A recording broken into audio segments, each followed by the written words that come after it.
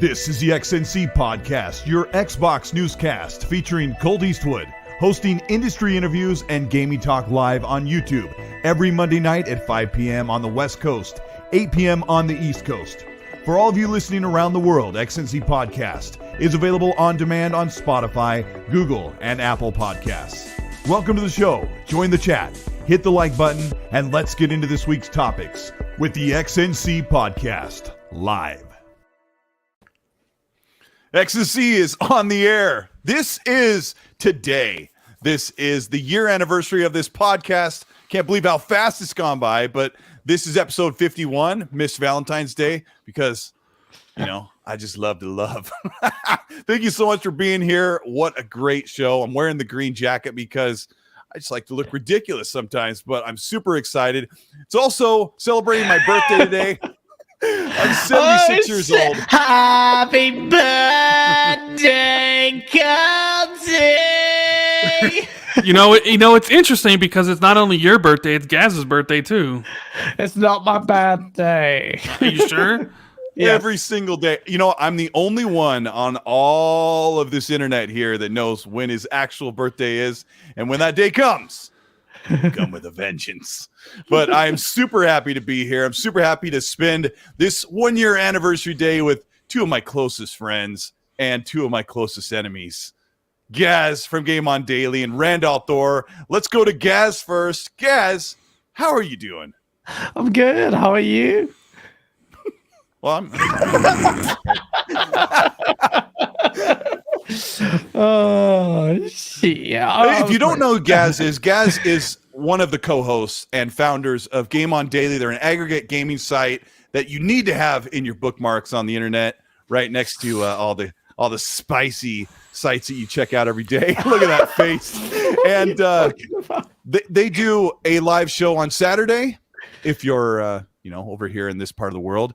And they also do the sauce. The sauce is the famous thing. They also do Technalysis with Asa, but Gaz has been working on the sauce verse. This is where you just take a hard hit, hilarious look at gaming from the eyes of a really snarky son of a gun. And this is Gaz. Welcome, Gaz. Thank you so much for having me. Let's get swimming in the sauce. I love it. And of course, the most famous one here that, I mean, I shouldn't even be introducing him, but this is my best friend. We talk every day. It's Randall Thor, the man with 1 million, over 85,000 subscribers, on his way to greatness. He does amazing work. He's got the Xbox, the Jezcast. Is that what they call it? I think that's what Dealer called it in his video today. Yep. So Jezcast. The Jezcast. But no, for real, it's the Manscaped sponsored Xbox 2 podcast. The fame of Friday and or Saturday. What a great show. Rand, thank you so much for being here for this special day. Thank you so much. Say hi to the chat. Hi, chat, and thanks for having me, Colt. Happy birthday. Even though your birthday was yesterday, I wasn't good enough for your first episode of XNC, but now I'm good enough for the 1 year anniversary of XNC. So I tried I was so stringent about only on cam people. Yeah. Get a camera. Yeah. Well, I won't not until 100,000 subs is what I said on my show on the Jezcast, and then both me and Jez will be on camera every episode. But that's a while from now because I gotta start getting back into the groove thing of making videos, which I will be. Yeah. I think I have something planned for tomorrow. I think so. It's great to be here because me and you are such good friends. Gaz is amazing. I love Gaz. And you, baby. I'm alive, if you guys didn't know. I'm not dead. Yeah. Which, I woke up the other day to a missed phone call from Colteastwood at 7 a.m. and Gaz freaking out in my DMs. I was just like, what is going on? But, there's something bigger going on right now. Acquisition-wise. Which, should we even talk about this? Cole had reached out to me to join XNC, and I was just like, I don't think you can afford me, buddy. I don't think you can afford the man with the million. Shut your face. But, however, there is a new acquisition, and I can't wait to hear you announce it. Let's go. Come on. Yeah, I put a lot of money up, but I've been doing so. This show's been really strange. It's been super fun. I don't know which way to point. This way. That way. I don't know That how to way. do That it. that way. That your left. There we go. There, Gaz knows what's up.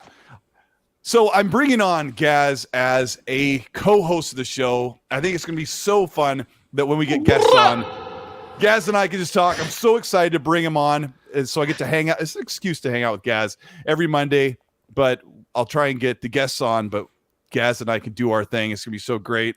But just having you guys here is going to be amazing. So it is an interesting thing as we kind of move and evolve the show. And there's so much good stuff to come. Let me give a shout out to some of the longtime supporters. We got these veteran channel members. I'm going to read through their names super quick because I about have them memorized here. We got Raiden Blade, Ricky Falon, Zenner White, Poochie, Wolf Assassin, DeBlue, Devario 2 Gaming, Fault Lines, Wreak Havoc, Fox Storytelling, Rodney Coots, Gaz, Dark CMF, Beta Max, Dante Moody, Alex Wilson, Lord Starkiller, Robert Jackson, Gamer McFly, Assassin Lupa, Nanopolymyth, Hargeet Chani, TK Chillin, Larry Thatcher, Dub, V Simcoe, Suicide King, Odana Kizada, Phil, KY Bob, William Lanza, and Matt Burns. And a couple of those people are also mods on the show. So shout out to Happy Bomb, Odana Kizada, who are here every week holding down the fort, making sure the chat stays just crazy enough to keep us on the air, but we really appreciate it. We were super excited. Well over 500 people. So hit the like button if you're ready to have a good time. Check this out. I've got a 2-liter of Mountain Dew just to make sure we get through the show in great That's fashion. what Gaz is going to need to do the show every single Monday. What time is it over by you guys? It's 1:15 a.m. Damn, look what he's doing for you, Colt. He's going to be up to 3 a.m. every single Monday for the foreseeable future. It's fine. It's fine. I'm gonna have some sauce. Oh, jeez. And he's cancelled. You regret this decision now. Yeah, I put a lot of thought into that. We're going to start off. We're going to jump into the first topic. Let me grab a couple super chats that rolled in. Nano Polymyth, thank you so much for the 45-pound super chat. Nano is so great. He sends me the craziest memes. He just did a meme with Gaz, Rand, and myself as like a birthday family. I was with my family when I looked at it on my phone, and they thought I was crazy. Nano, thank you so much. He says, happy birthday to you, Colt, and happy anniversary. Nice to see Gaz and the assistant from Xbox 2. Happy birthday to you, Nano. Red Wolf, thank you so much for the 2. Happy birthday. And he's got the rock on. And Joaquin Branch says, Randall, thank goodness you're here. I heard you were in a 3-way with 2 blonde models when your heart gave out. Glad to see you made it through. Yeah, that'd be a good way to go. It's the only way to go. Yudani Kaizada says, nice jacket. Can't hear the podcast. Turn it down. Can't hear the podcast. Turn it down. I don't know what. Rand is super loud. Hey, Rand, could you do me a favor? In the StreamYard saying, just hit the... we don't really do this stuff behind the scenes, but we're partying tonight. Go into the audio and uncheck the automatically and just bring yourself down a couple slides. I don't know. It should be good. Man. Shut the Rand is so powerful. Wait, he's saying I'm too loud? I don't think maybe so. I just think bring he's it down a trying to little say bit your then. suit is too Yeah, loud. I was about to say, isn't he saying that your suit is too loud? He can't hear the show over it? Isn't that No. I got a message that you were louder than the rest of us. Wandering Yeah. Dutch just confirmed. Yeah. Say, go. Anyway. Yeah, bring your mic down just a little bit. I got a message from my moderator. And For Havoc says happy sauce day and welcome to the channel. Crazy Louie Gaming. Crazy Louie, if you follow him on Twitter, he's always on cam. He's a good guy, man. We always have a good laugh when he does like his little shout outs to everybody. And then Flame with the $2 says happy birthday, Gaz and Colt and Rand. So it's Rand's birthday as well. Let's get into the very first topic, gentlemen. There's no damage control here when we're live on XEC. I'll tell you what, no damage control. Gaz, we had a busy weekend. Let's talk about Xbox Live crashing, falling apart at the seams, unrecoverable. What happened this weekend? What caused it? Jim Ryan. Well, this has been quite topical this week, and for good reason. I'm glad. Although, to be fair, I wish people had the same energy for other platforms. But generally, basically, Xbox went down for 12 hours to the point where players couldn't even access their single player games. So a lot of people were saying, is DRM affected essentially, especially for those who are game sharing and their console isn't their primary console? They're locked out. Loads of people. Dealer was locked out. I think you were locked out. Almost everyone was locked out. So it was a bit of a stark reminder to everyone. Was like, hold on, what's going on here? This is a problem. Is Don Matrick back? Don Matrick's back. Whoa. The 360 submarine. Don Matrick just kicked out Gaz. Interesting. Did he just He did disappear. He's no longer here. Okay.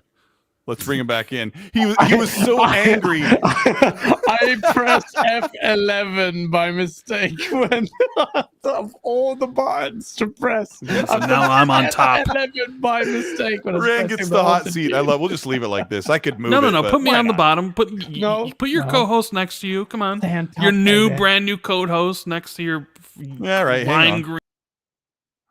Did you just kick him out? Oh. No, there we are. That's just how it works here until I get a different setup. But yeah, Yeah, you stay down there. it's like watching the replay on there is pretty hilarious. What's up, Kid Smooth? How you doing? Yeah, what we were saying, the Don Matrick submarine is in full effect. No internet, no game. Remember, they got a console for you. It's called the 360. Ooh. I mean, no, there's a lot to talk about here. A lot of people say everyone's damage controlling. Who's damage controlling? Well, as soon as it happened, we said it was not good enough. There are some things though people need to be a bit aware of it. So a developer on Xbox actually went on Resetra to talk about what the problem was, and someone shared a video of what the issue is. And a lot of it actually extends to the licensing related error messages. They said they really need to change that, and the guy was quite frank and explained why things didn't work. So the failure was for the same reason it would have done were it for a PS4 and PS5, which is that the console is not set as the home console, which is the equivalent of that as primary console for PlayStation 5. The big difference between the Series X and PS5 was that Xbox chose not to automatically change a user's home console, whereas PlayStation sets it back to your first ever one or primary PS4. So there's not that much of a difference, but they acknowledge that there needs to be a revamp in the error messaging on it, and which they're looking into immediately. So the voice is being heard. Microsoft is responding. It's not as bad as you think it is. But if you're game sharing, then what does that mean? Yeah, that's what I want to ask Rand, because Rand brought this up on Twitter when everyone's like trying to figure out what's going on because you can't access games you own. Rand, can you explain? I think you can do it the best way about what's going on with game sharing and how this affects you this weekend. Well, and people like me. So this, I'm really curious to see what caused this outage. And the whole system that Microsoft has in place with the home console is supposed to prevent this. Like, that's the whole thing. It's supposed to prevent this type of situation when, essentially what Xbox, they've been doing this since the 360, right? You essentially, whenever you buy a game digitally, you get two licenses. You get a license for the console you bought it on and the account that bought it. It was a little harder to use during the 360 era, but with the Xbox One era, it was streamlined. So the license that you get for buying a game that's tied to the console is now tied to your home console. So what Xbox decided to do was that you can basically designate someone else's console as your home, right? Mm-hmm. So, but you're supposed to use it like within a family setting. Like if you got kids, right?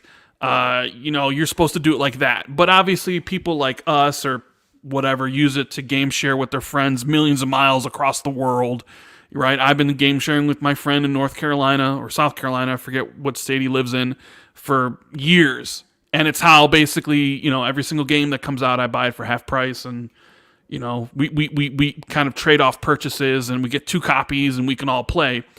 But the home console is supposed to kind of protect you. Like if you're if you have your console as your home console, that is supposed to allow you to play everything offline.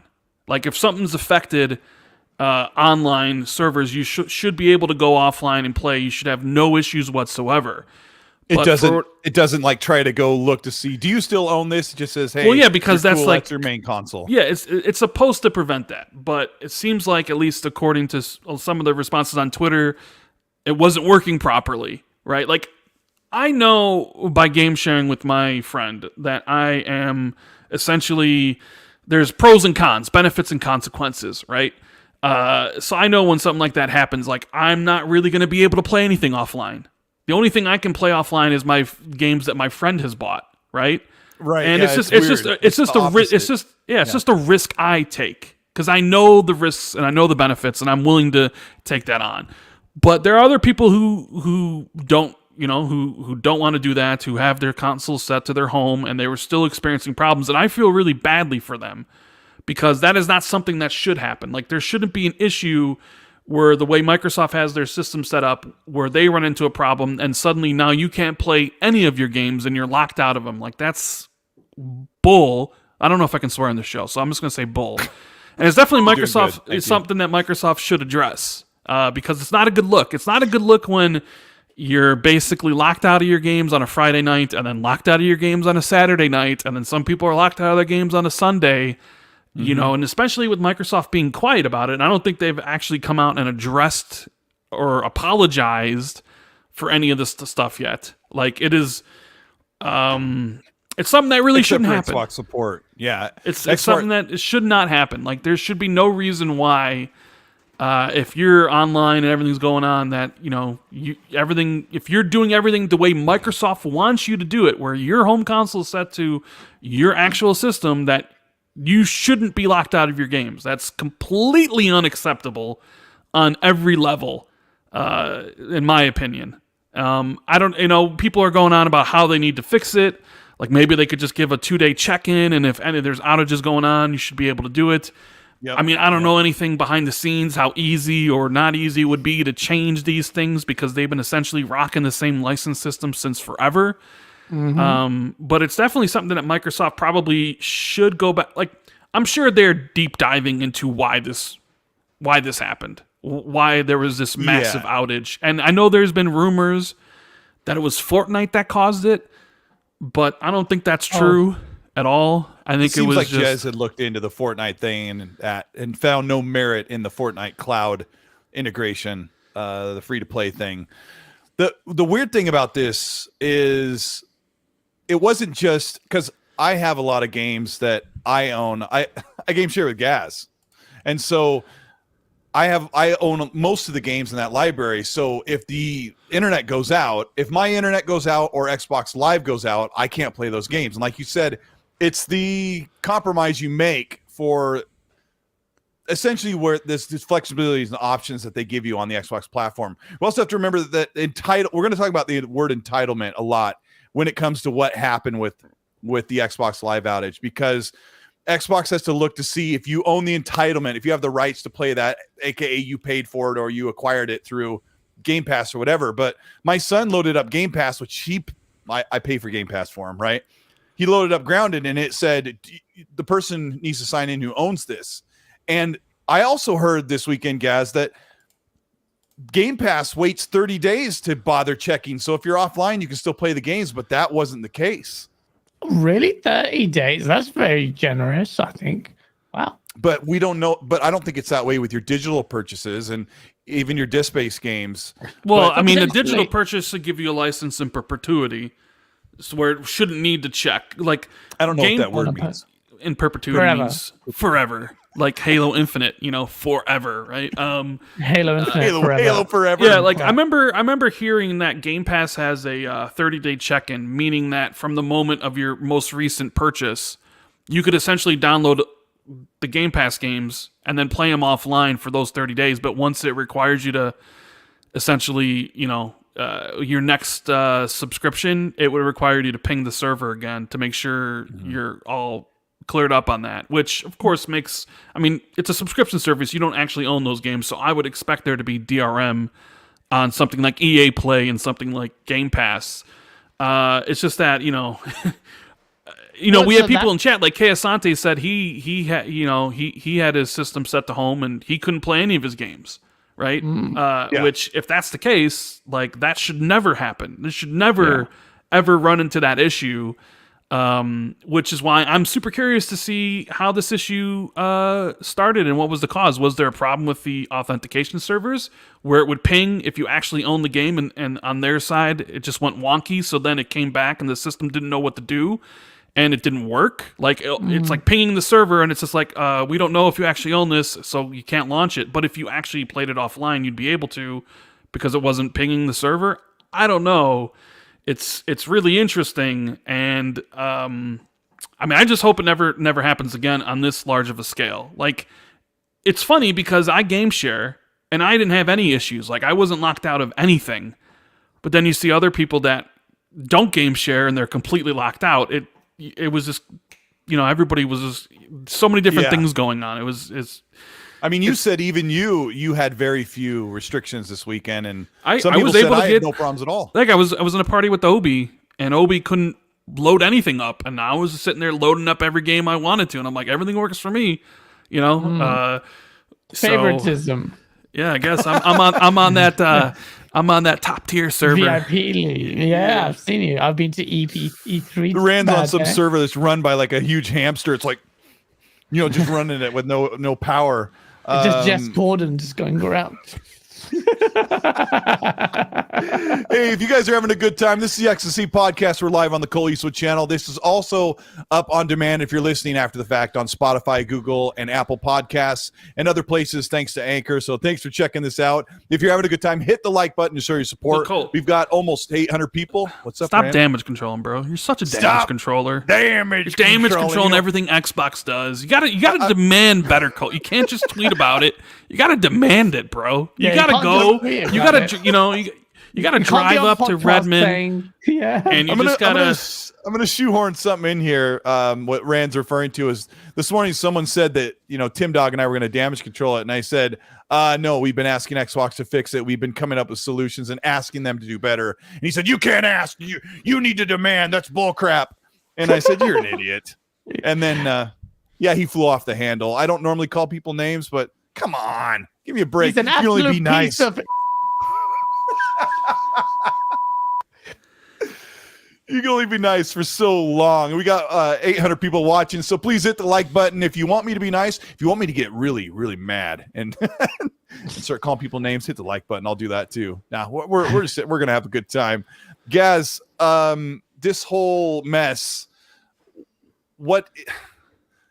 I don't know. Jim You Ryan's were pretty busy this weekend. You were running your show, and then there was a holiday weekend. So, what does Xbox need to do to fix this? I think it's a communication thing. I completely agree with Rand that no way can a home console be locked out like that. It can never happen. It shouldn't even be the case. The fact that that's able to happen makes, and I think Rand, your theory kind of makes sense. It would be something like that, but they need to resolve it, and they're already doing that. Firsthand, you've got them confirming exactly from the Xbox dev team that they're going to try and resolve that, but the difference wouldn't be the same. It wouldn't be any different if it was PlayStation. Problem is, this hasn't affected PlayStation yet as far as system-wide is concerned. But remember, Gran Turismo, you can play that for 2 to 3 days as well. That's it was like 30 hours consecutive, right?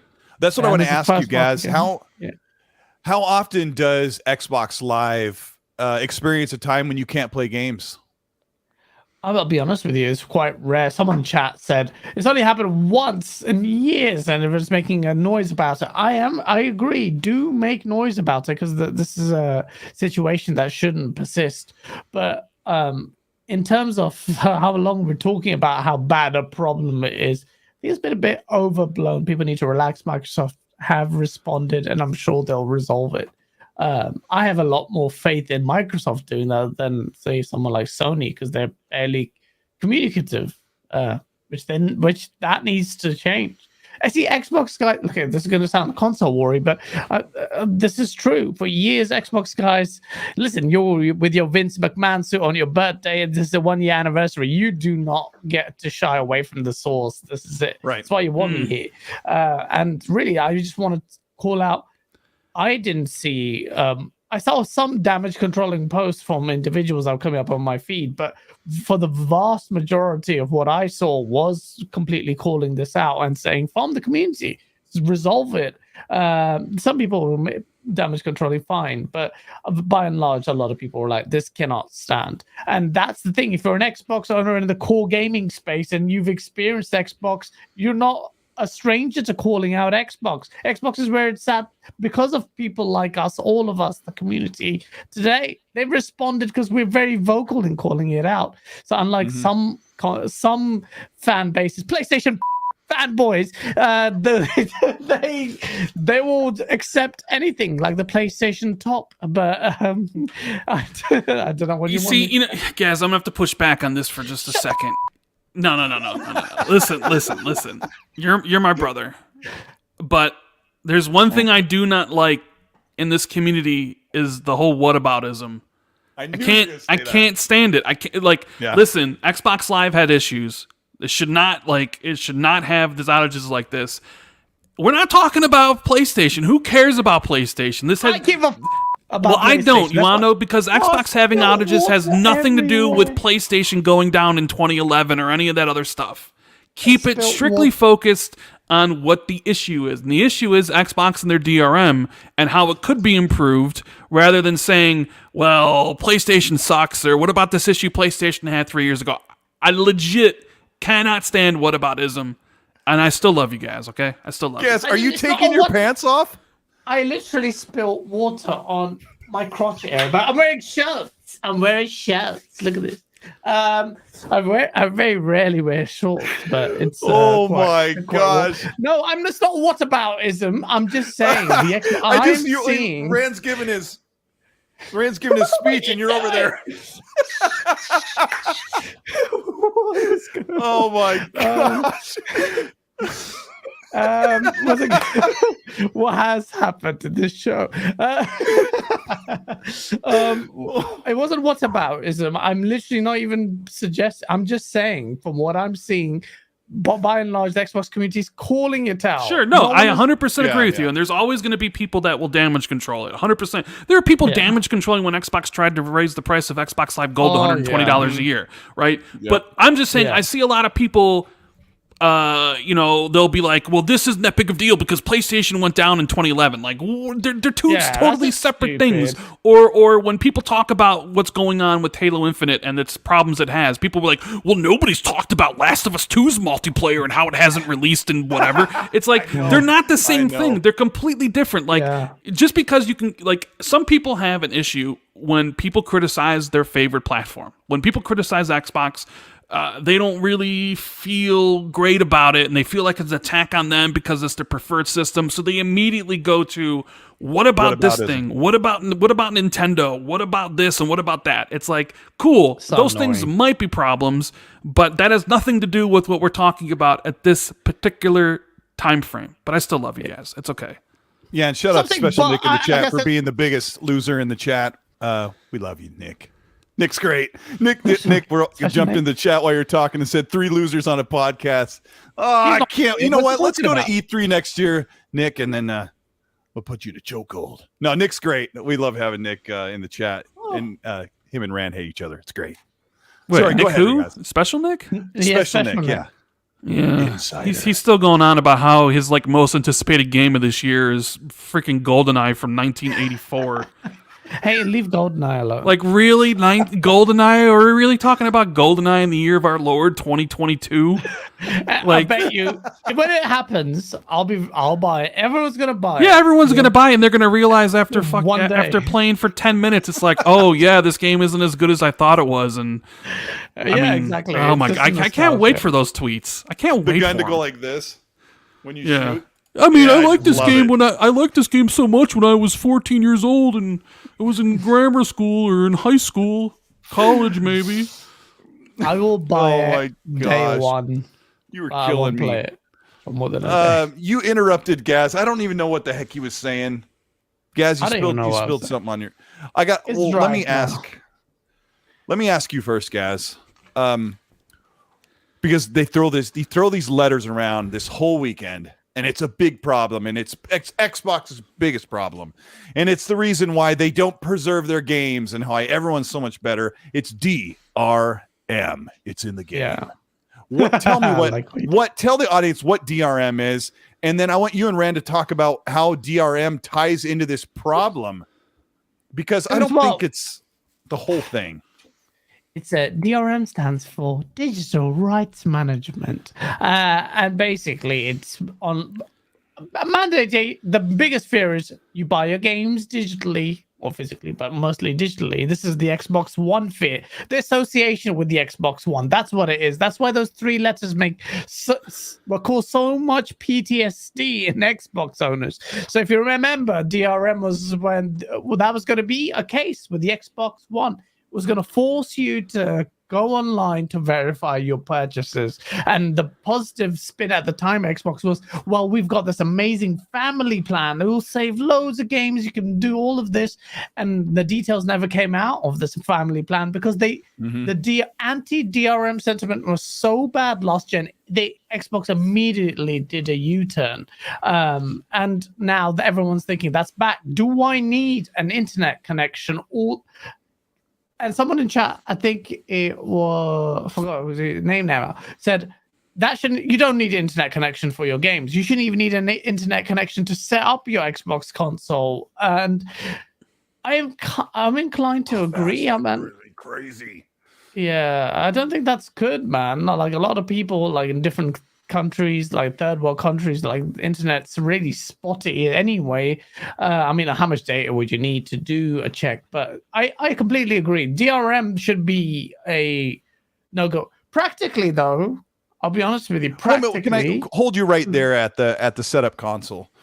I understand that an Xbox fan from Mexico says that, Colt doesn't understand. Internet is really rough and it's spotty where I live. Yeah. And the whole argument was about setting up your initial console. I mean, these consoles aren't really built to be plugged into a TV with just an HDMI cable and that's it. They're built to be connected to Wi-Fi or to an Ethernet port. It's just by the nature of the game. The other part of it is if you're strictly an offline gamer with a modern console, if you buy a disc, only one of each console comes with a disc player. And the discs are only 50 gigabytes. Most major games, I would say well over half of the games you buy these days wouldn't fit on a Blu-ray disc. So you have to have that initial install from the internet. So the reason why I bring that up, Gaz, is if you live in a place where internet is, you can't even think about multiplayer gaming because your internet is just not up to snuff. But if you live in an area where you're on Twitter every day talking about how Xbox is trash, but you have a smartphone, you should be able to hotspot it or something, right? But that's still unacceptable. But you don't need strong internet. You just have to wait a little longer to get that initial install or get the patch for your games so you can actually play them. I mean, I just think we've moved beyond that at this point. The world's just too far. I think really, I agree with you, and it's going to be not down. Look, very caveat. DRM is bad. We agree that what happened on the weekend wasn't good enough. But let's have a conversation without being so loaded. Let's talk about the real practical impact of it. Now, you've got some chap in the comment section said, hey, yo, I'm in Mexico. The internet's spotty there. I can't even rely on that. Fair enough. Is that for what are you talking about, that, Colt? Like, why can't that be an online check-in? That's not going to take gigabytes of data. Could be a little string of, I don't know, one code. But there's not an online check-in, though. But that's what I'm saying. What like, in terms of practically, Rand, like, what can you tell us? Like, we're all speculating. Well, I mean, like, Xbox doesn't, but Xbox doesn't have an online check-in. Like, I think there's a check-in for Game Pass to make sure that you're still paying for your subscription. So those titles that you download, the DRM makes sense for games you don't particularly own. But as far as I'm aware, on that Game Points thing though, is it really 30 days? I remember reading and hearing about it that it's a 30-day check-in on Game Pass, which would make weird. Like, not really because you pay for 30 days. Yeah. So it would want to ping the server once your subscription for that month is over. And if you're not paying, well, then those games don't work. Yeah, but what about the fact that games that rotate and come out the service? Are you saying potentially what you could do is play a game for a month that has actually come off the service if you're plugged off the internet? Say, for instance, Just Cause 5 comes into game. Probably. Yeah, and then right, Rand? Well, I mean, but disconnected. well, I think most games don't they leave at the end of the month? I mean, I don't know. Like, you're saying if there's a 30-day check-in, and you pull he's saying pull if there's the a plug. 30-day check-in, and Just Cause 4 is leaving tomorrow, but you didn't connect to the internet, and so 20 days later, could you launch Just Cause 4 in Game Pass? Because I guess that someone would have to test that out. I don't know. I just remember hearing and reading that Game Pass at a 30-day check-in. Maybe it does, maybe it doesn't. But as far as I know, Xbox doesn't have a check-in. Like, if I wanted to, I could go online right now, take my home console back from my game sharing partner, right? Of course, I'd lose all the games that he bought that I can play, and then go offline forever and play all the games that are available to me on my hard drives that I have downloaded. It's not going to force me to ever say, you know what, you need to come back and you need to go online to check it out. Like, sure, I probably won't be able to play Halo Infinite multiplayer, but I should be able to play the Halo Infinite campaign and all those other games I have. So as far as I know, there's no actually online check-in to you to come and verify your purchases that you own those things. The problem, like, I think what happened was there was, like, I don't even really want to speculate because I don't know, but it almost seems like there was a problem with the authentication servers, right? And it basically confused the Xboxes. Like, the Xboxes know, like, okay, here's, like I mentioned before, you get 2 licenses, one for your gamer tag and one for the console. It almost made it seem like the console was being confused about whether or not you actually had the rights to play that game, whether or not you actually owned it.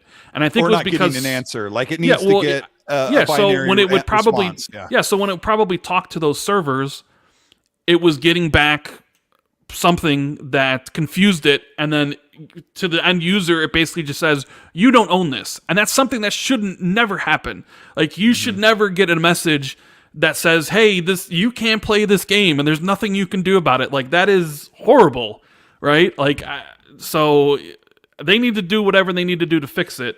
But DRM's always been like this kind of issue because people have this thoughts in the head that, like, Xbox got crap for 2013 because they wanted to have 24-hour check-ins, right? Because they basically were going to do physical discs were going to be actual digital items, and you could sell your games to your friends over Xbox Live, but they needed that 24-hour check-in to verify all that stuff. And, like, Xbox was going to change how everybody basically were used to buying and selling games and stuff like that, and nobody wanted it, especially when PlayStation was like, hey, this is how we share games, right? Yeah. We're just keeping everything the same.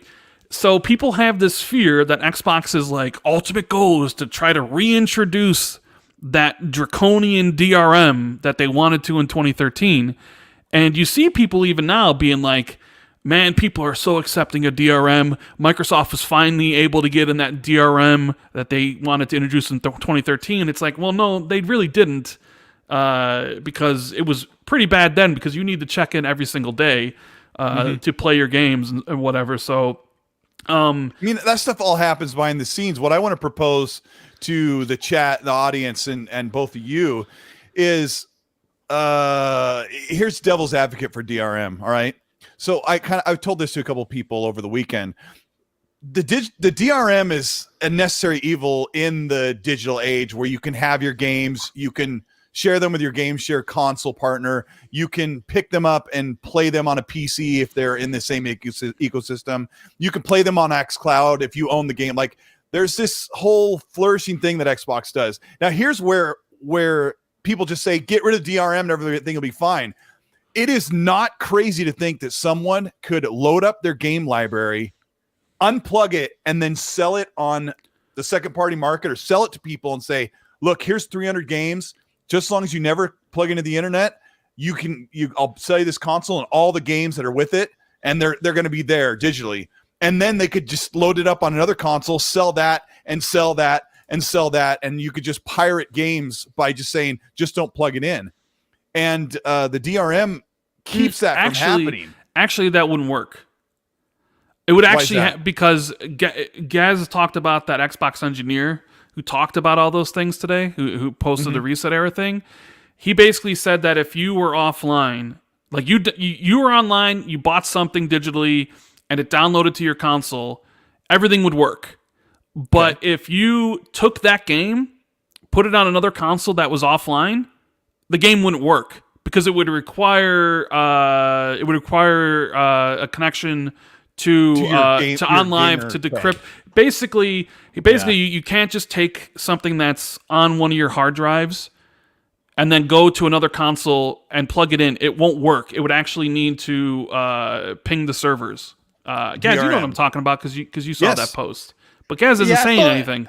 Because no one gives a crap about this crappy topic. I mean, it's just like DRM is so... Look, man, we're just speculating at this point why the error happened. Like, can we all agree, chat, that Xbox needs to fix it? Let's talk about some games, man. But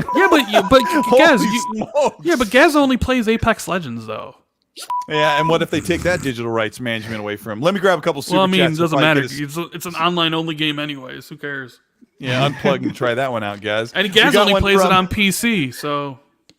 The real game is... Icyler, thank you so much for the $5 super chat. Says, this is for Randall. I'm expecting Scalebound. Keep it real, Mr. Colt. Scalebound comment every episode, every podcast. Cold chance in heck. Yeah. Hargy Chani with the $2 says, XNC moves to Gazistan. So he's, welcome, Gaz. Welcome. And welcome Red Wolf, who is a channel member, has got the Joanna Dark icon. So welcome. If you become a channel member, you get an icon that I drew. I've got Joanna Dark. I've got Cortana from Halo. I might change that one since Halo is going through a rough patch right now. Yeah, maybe I'll give you a little upgrade on that one. I've got the icons from Xbox. If you join the channel members, you also get entered into monthly giveaways for merch like this XNC shirt. Someone said I should put a blazer like this on the channel for my merch store. Maybe I'll do that. Plasma CRT, thank you so much for the 179 pounds. Says just bought an original Xbox. I actually need to buy one of those. I just want to put one in my entertainment center for looks. And Assassin Lupa, who's been a channel member for 24 months, says, hi, Colt, happy birthday and happy 1-year anniversary of XNC, my friend. Assassin Lupa is great. Risk It for the Biscuit has a 9-month channel membership. Says 7 months and not getting a member shout out. Have I not given you a shout out for joining the channel member? I'm pretty sure I have, but Risk It is a friend of mine. We talk on Xbox Live. He's a channel member. Shout out to Risk It for the Biscuit. He's always quote tweeting the crazy trolls. And I just watch from the sides going, oh, Risk It. Just silly Risk It. Just having a good time on Twitter. I should join in sometime, Risk It. He says, great show as always. Great guests. Let's hear auto-tune happy birthday from Gaz. What's up, Colt? One more time, Gaz. Happy birthday,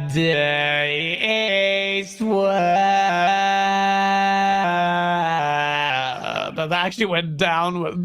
I can't control the pitch of the auto-tune, so sometimes it just goes.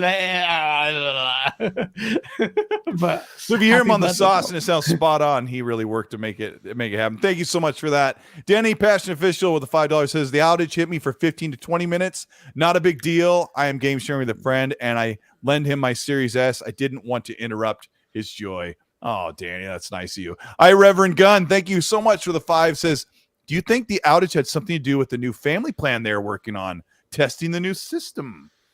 Rand, is there any merit to that? I don't think so. I mean, I don't know. I mean, I doubt it. That supposedly that thing's not even supposed to launch until the end of the year, so I doubt that. Yeah. I doubt that it was testing that. I would really hope a test wouldn't bring stuff down. What are you gonna say, guys? I'm just laughing at Game Punishes this comment. He goes, who needs Marilyn Monroe singing happy birthday when you have underwater digital gas? Oh, you kind of look like Marilyn Monroe, bro. I like that.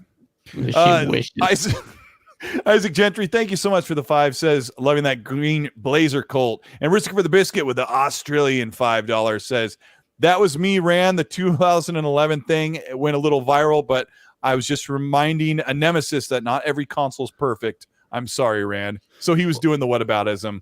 Well, I mean, I wasn't Risk specifically it. referring to him because I don't think I saw Risket's post. I was, even though I didn't. I was talking Yeah, to more.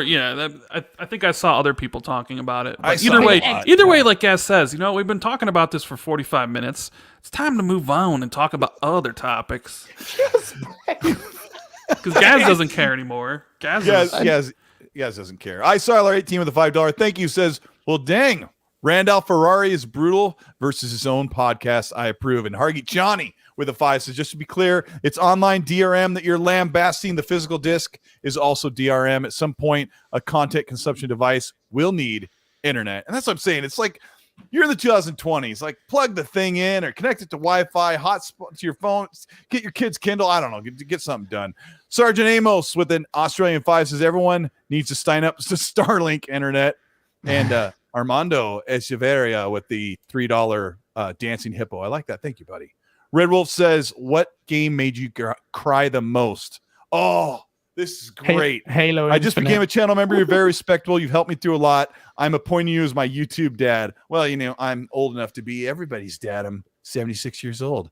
Well, I know what I want to hear this from Rand second, but Gaz, dig deep into your heart. I know you've got this protected heart, but have you cried when you played a game? Tell us your story. Yeah, I did. It was called Halo Infinite because it's.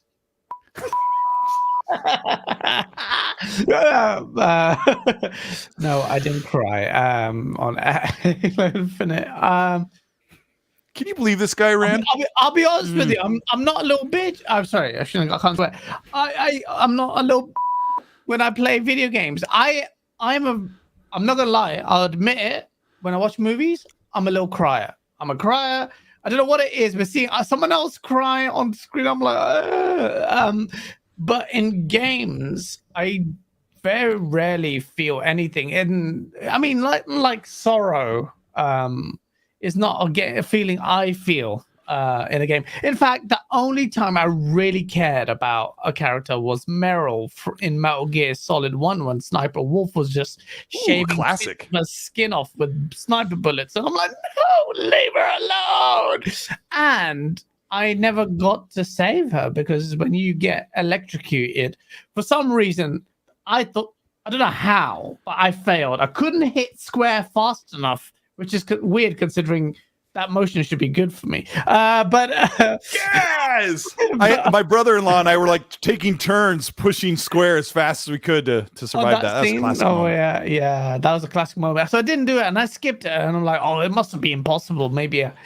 And then if you do that, Otacon lives, and Meryl dies. So in my heart, I always let her die, and that's the only time I care about a character. I think. Meryl. Well, Rand, do you know when your crying moment is in a game? Do you want me to say mine first? We might have the same one. You go first. Okay, it's super cheesy, but in Mass Effect 3, when you're in the hospital and I don't want to spoil it, but Thane is dying, a character. He has a disease. He has throughout most of the series. And there's a moment when he's in the hospital that is really, really sad, but when I replayed the trilogy last year, you talked to him in the lobby of the hospital, and he just talks about how he's coming to acceptance. And I was sitting here on my couch like, I'm a little beat. And I did have some pretty good tears there, and it prepared me for the next scene. It's like Dave's shit, cool. man. He's spiritual, and he's just he's so great. But Rand, when was the time you cried when you weren't not reading sure a book? like I've ever cried. Like there are some parts where I get emotional. Like last one is probably like Arthur Clarke's like, I tried. I did my best. Like the end of Red Dead Redemption 2. I'm just playing. Thanks for that. Well, you don't even know what we're talking about, so Yeah, that wouldn't just spoil saying. anything. I know exactly what he's talking about. But I don't think I've ever had tears flow down my eyes more than like I just felt emotional during the moment, But yeah, I mean, I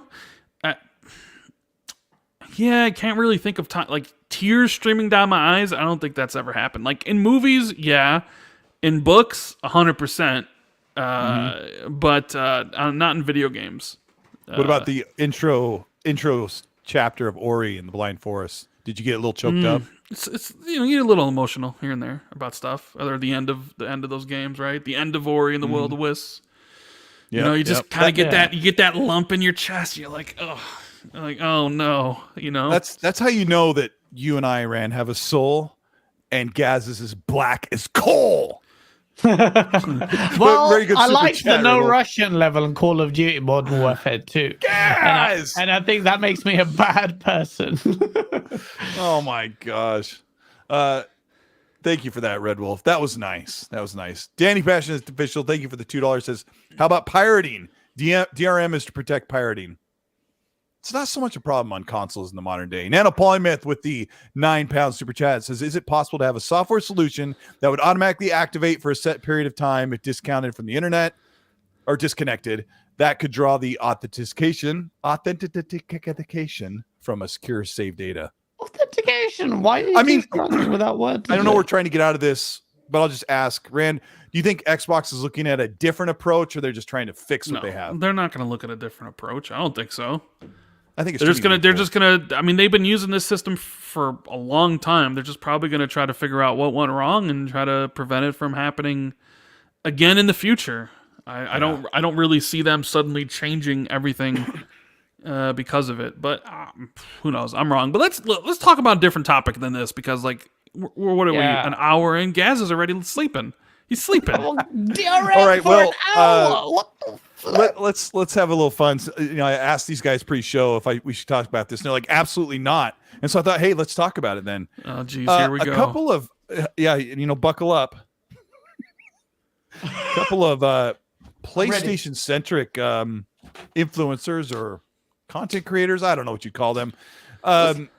They've said some things lately. There's been kind of a change. I don't know if you guys have noticed this on the internet about as Gaz starts slapping his legs around. Let me read this quote. I love and enjoy talking about PlayStation, but the way the community keeps attacking and misinterpreting me for saying anything other than absolute praise honestly makes me reconsider ever saying anything about Sony. This includes some followers of mine. Very disappointing.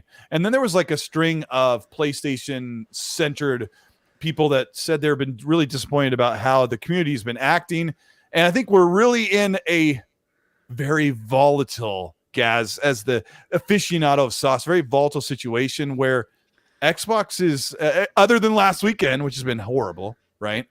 Xbox is putting themselves in a really nice position, and I think it's kind of turned people on their heads. You've been covering the sauce. What's your take on this? Like, PlayStation fans are overly toxic.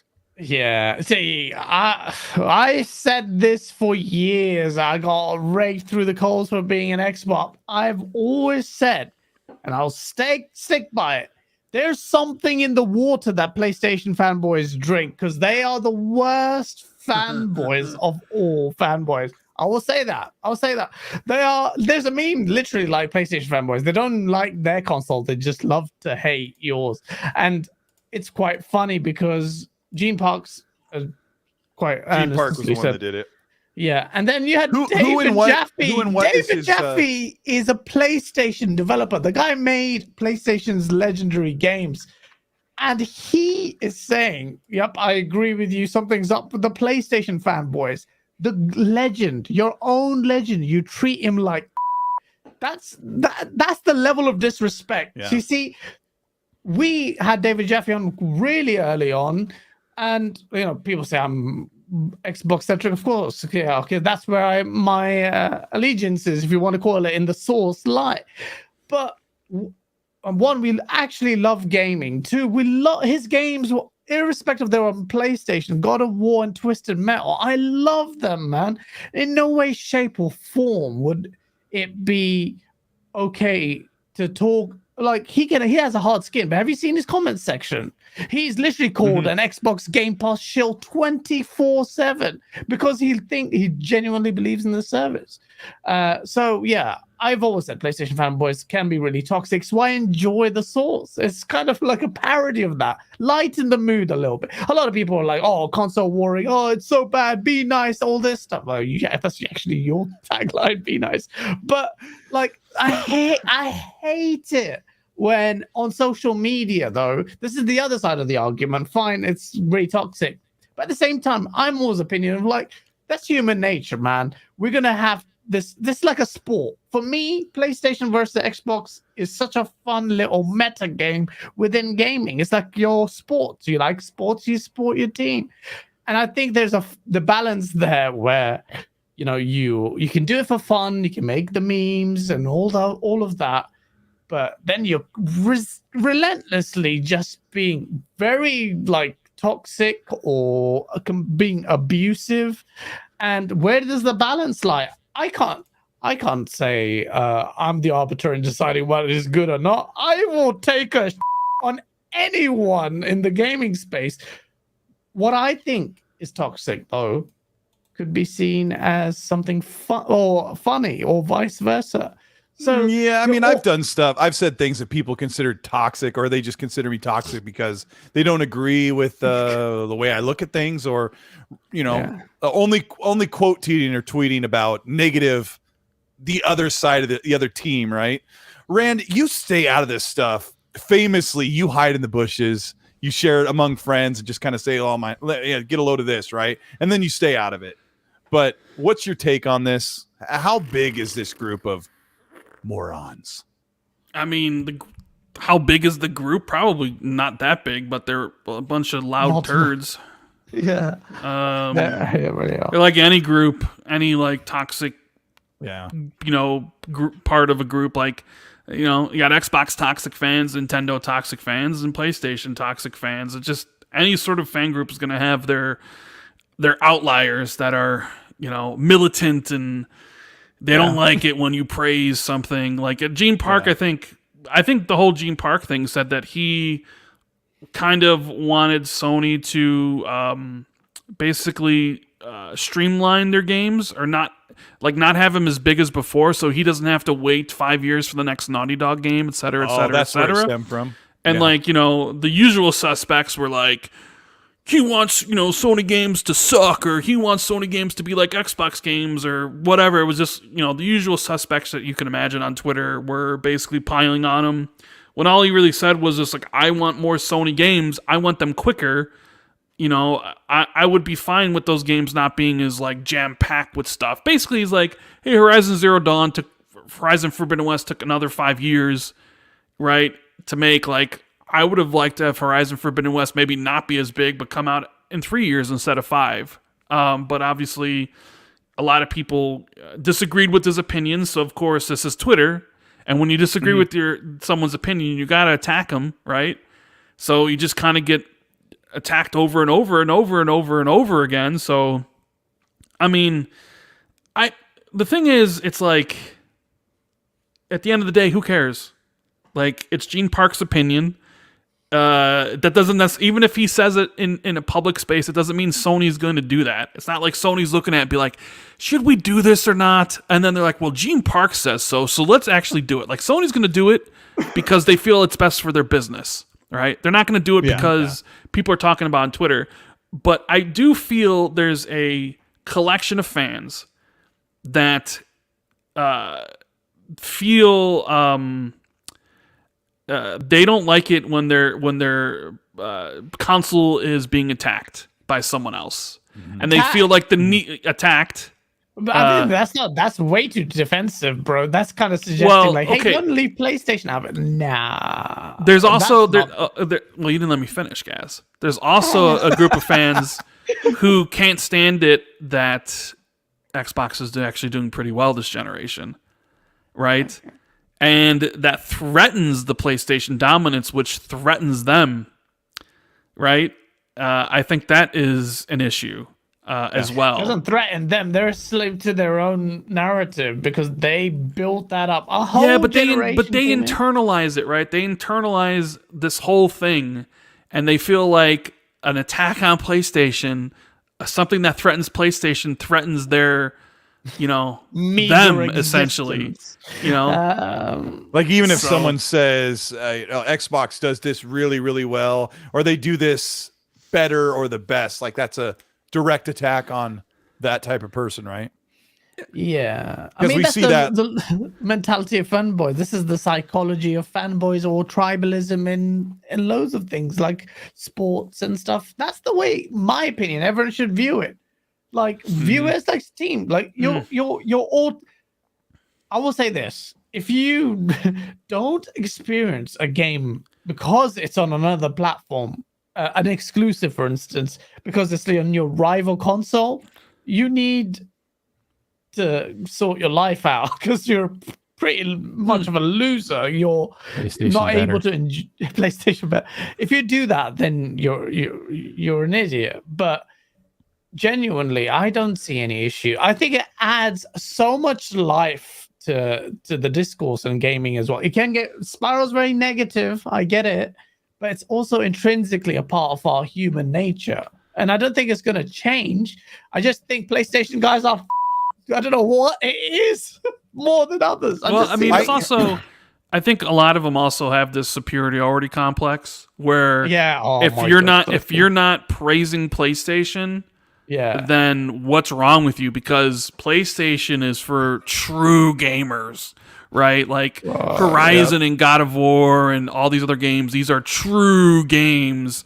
And if you're not constantly 24/7 praising PlayStation, then you're not a real gamer, right? Even though Roblox is 30 times more lucrative or more popular than Horizon Forbidden West. Mobile It's so phones weird. and It's stuff. such a weird metric. Sir, your single player sad dad game deficiency device. Oh, it's just like there's that kind of snobbiness about. You're so spot on about that. They gatekeep what they. And the goalposts keep shifting because that keeps getting battered away. Single player games, well, then it's like moving up to that's why they hate multiplayer games, the PlayStation fanboys, because they're because they don't have games. them. Yeah. Just like they hate on the genre, they look down on it, and then that's just so. It's gonna be interesting when all these Sony multiplayer games start releasing. From first all these games as a service. Yeah. You know, we're going to talk about here in a minute, guys. We're going to talk about the problem with Xbox not having games this first part of the year again. Rand and I've like really banged this drum. We really got to talk about this again? Oh, no. Actually, what we're going to talk about the end of that and how we're going to go into talking about the game showcase. Might as well and just some talk other about events that are DRM coming again. for Xbox. We are not going to talk about DRM, but we are going to talk about how Xbox is coming out of this cold season and how PlayStation had their supposed hot season this spring, and it just it didn't really land too hot. And shout out to Hargeet for dropping an Elden Ring code. Yodani was dropping codes while we were talking. I couldn't get to them, but please, in the chat, if you end up picking those codes, if you're a Control-C, Control-V that quickly, let us know in the chat. Brag that you got the game. Let the what do you call it? The the people that donated those games, let them know that you appreciate them. It's so amazing. Colin Moriarty, he's there just claiming those free games. Yeah, and shout out to Lethal Papa, who's also here modding. I meant to shout him out earlier while we were talking, but you guys were on a roll. Let me grab a couple supers before we get into those big games. Let's see, we got Rock88 says basically if you don't have internet, it uses an old CB channel to check in a while. Over, we're getting the authentication.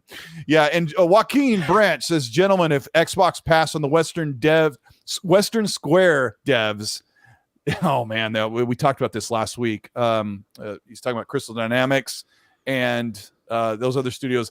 Is that an indication of how they won't buy or bid on any WB studios as previously rumored? Rand, let's knock this one off the green really quick. As far as Xbox trying to get a hold of Warner Brothers in their current situation, give us your best answer on that. I mean, did you talk about the Square Enix Embracer thing last week on your show? Was that Monday when that happened? Yeah, last week we talked about it quite a bit. Was that Monday? Has it already been a week? No, it has. The Warner Brothers things, I mean,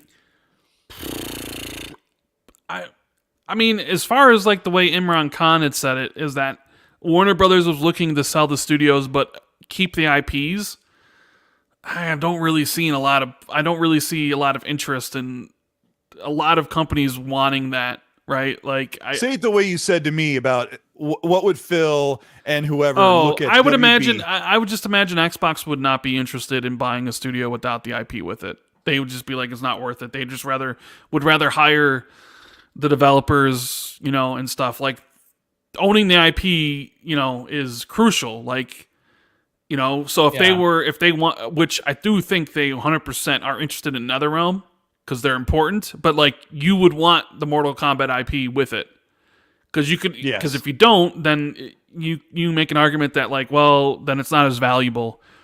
Like Rocksteady without the DC superhero IP, I think to Xbox would be like it's not worth it at all.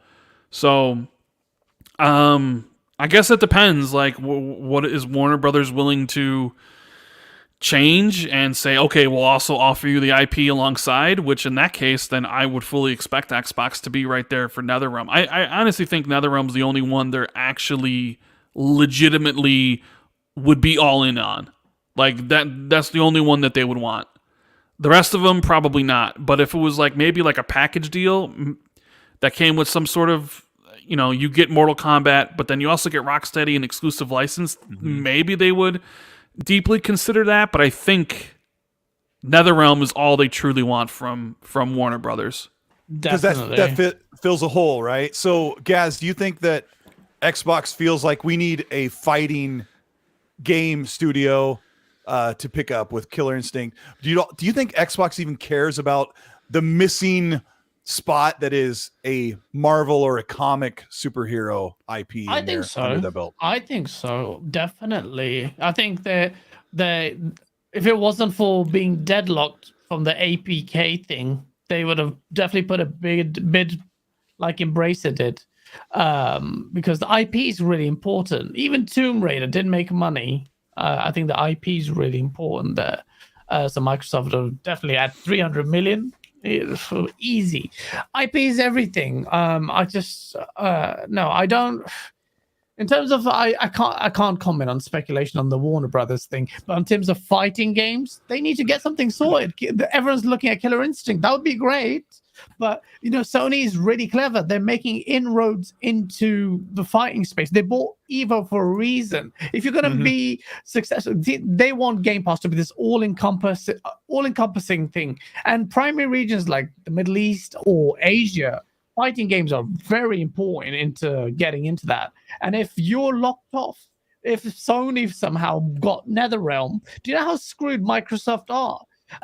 And they'll just have to rely on Street being multi-plat, and last time that didn't work out. Okay, I haven't had Street Fighter bloody 5 on, so it's like, if is it NetherRealm and Rocksteady acquisition going to get them flying under the radar from the FTC, or is it something they just have to wait? I don't think they look. This is a very emboldened FTC that's really going to. They want to send a message to the tech industry, and this unprecedented value acquisition, something's gonna give. I really do think that. It's just the conditions that the FTC. This is a political. I'm gonna jump into topics there, but as far as answering your question, I think they can't. They can't buy anything. I may be wrong.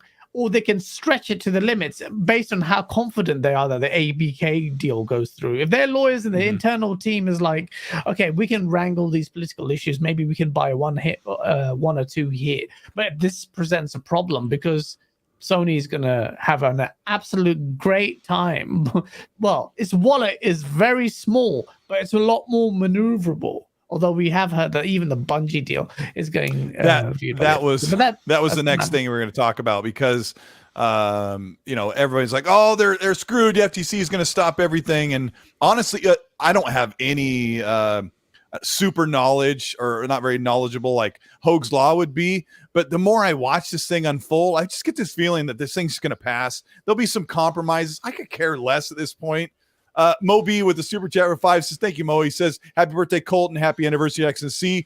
Everybody hit the like button. Awesome guest with Rand and Gaz. We love the sauce. So thank you so much. Jedi Knight Peter with Australian 10 says, $10 to help Colt improve his wardrobe. That blazer is blinding. Just kidding, he says, mate. It's amazing. And Chris R with a $5 says, "Can Rand expand on all the Xbox studios submitting something for E3?" I read that on the internet, so it must be true. He says with tongue in cheek, but this is a good chance for you to kind of clarify because people run. I hate this. You know how much I don't like this, Cole. You know how much I don't like this. I explained it on my show. Listen, okay. I was on Pong and Mav's show, PM and the PM on Thursday, a couple weeks ago. Great guys, right? I think Pong's in the chat too, so shout out to Pong. And I was talking about this Xbox Bethesda showcase and how difficult it is for me to personally predict what games are going to be there. I mentioned how if you go back and so I actually said this in my video, and someone in the comments section is like, "I don't like it when Rand brags." It wasn't bragging; it was just literally stating the facts. But if you go back and listen to my last two prediction videos about the conferences. When it comes to first party, I literally nailed every single studio on what they would show for the last 2 years. Stop bragging. Well, I'm just saying because it was really easy for me to predict which ones would come. Not because I knew what was going to be there, but because I knew what could be showed, etc., etc. This year, I find it incredibly difficult because Microsoft hasn't released much, right?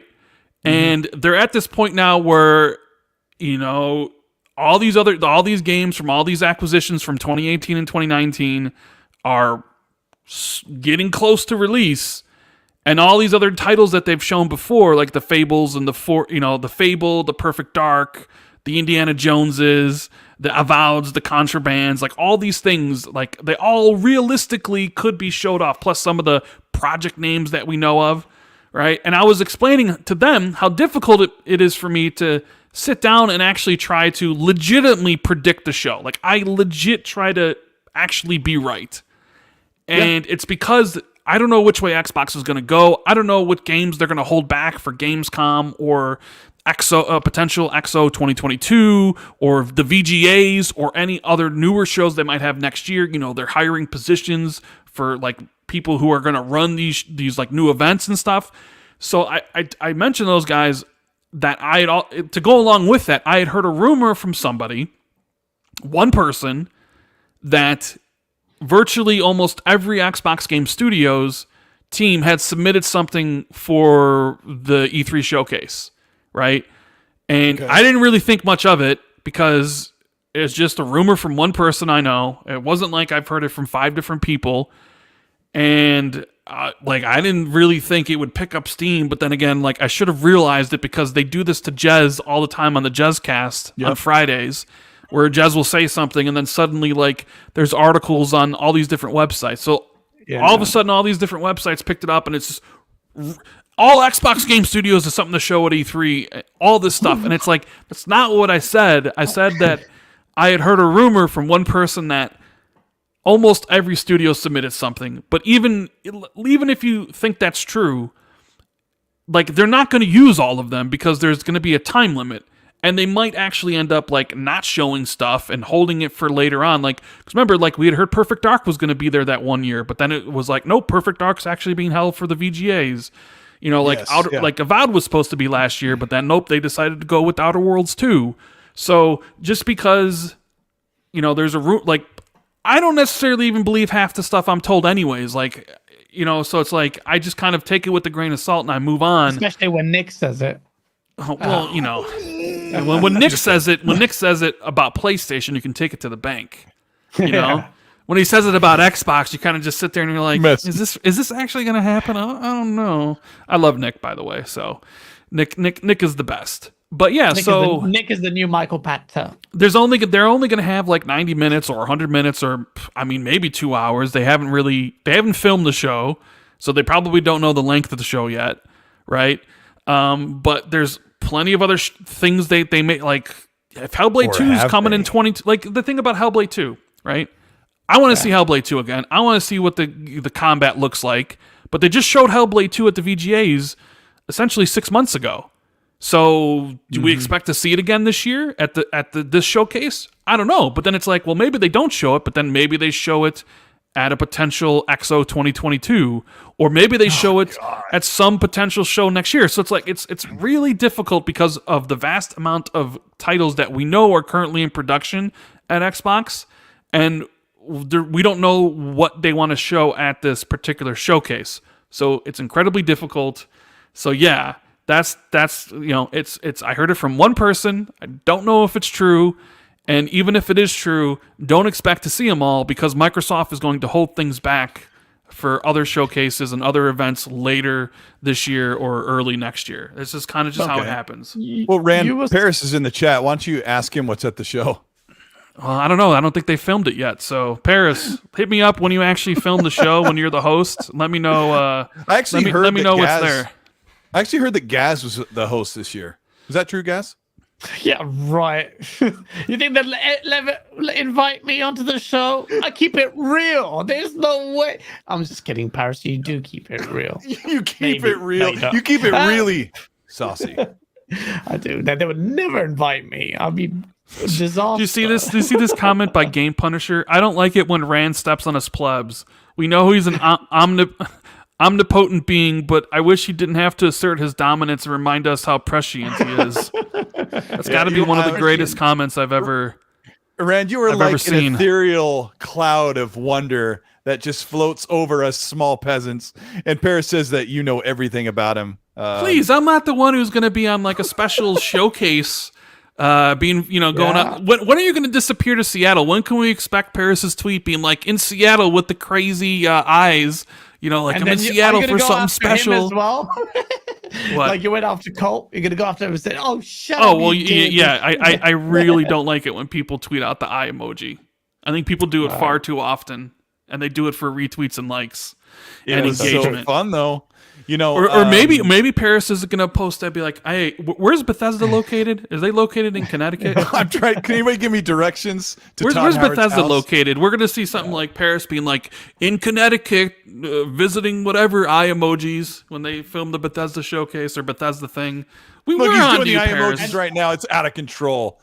And on his way there, Shiri Yoshida meets him, and he goes like, "Hey, want more money?" Boom, and then he's going to Japan, and you're like, "Wait, hold on." Phil Spencer's like, "Why are you in Japan?" And then there's only so much Paris showcase. There's only so much Paris to go around. I'm pretty sure of that. I got a couple supers about the crying game thing. The crying game. Guys, correct that, would you? Smooth that up. Can you fix that in post? Danny Passion Official with the $2 says Red Dead 2 hit emotionally, but not crying. And Special Nick said, choked up at the end of Brother Tale of Two Sons. I never finished that game.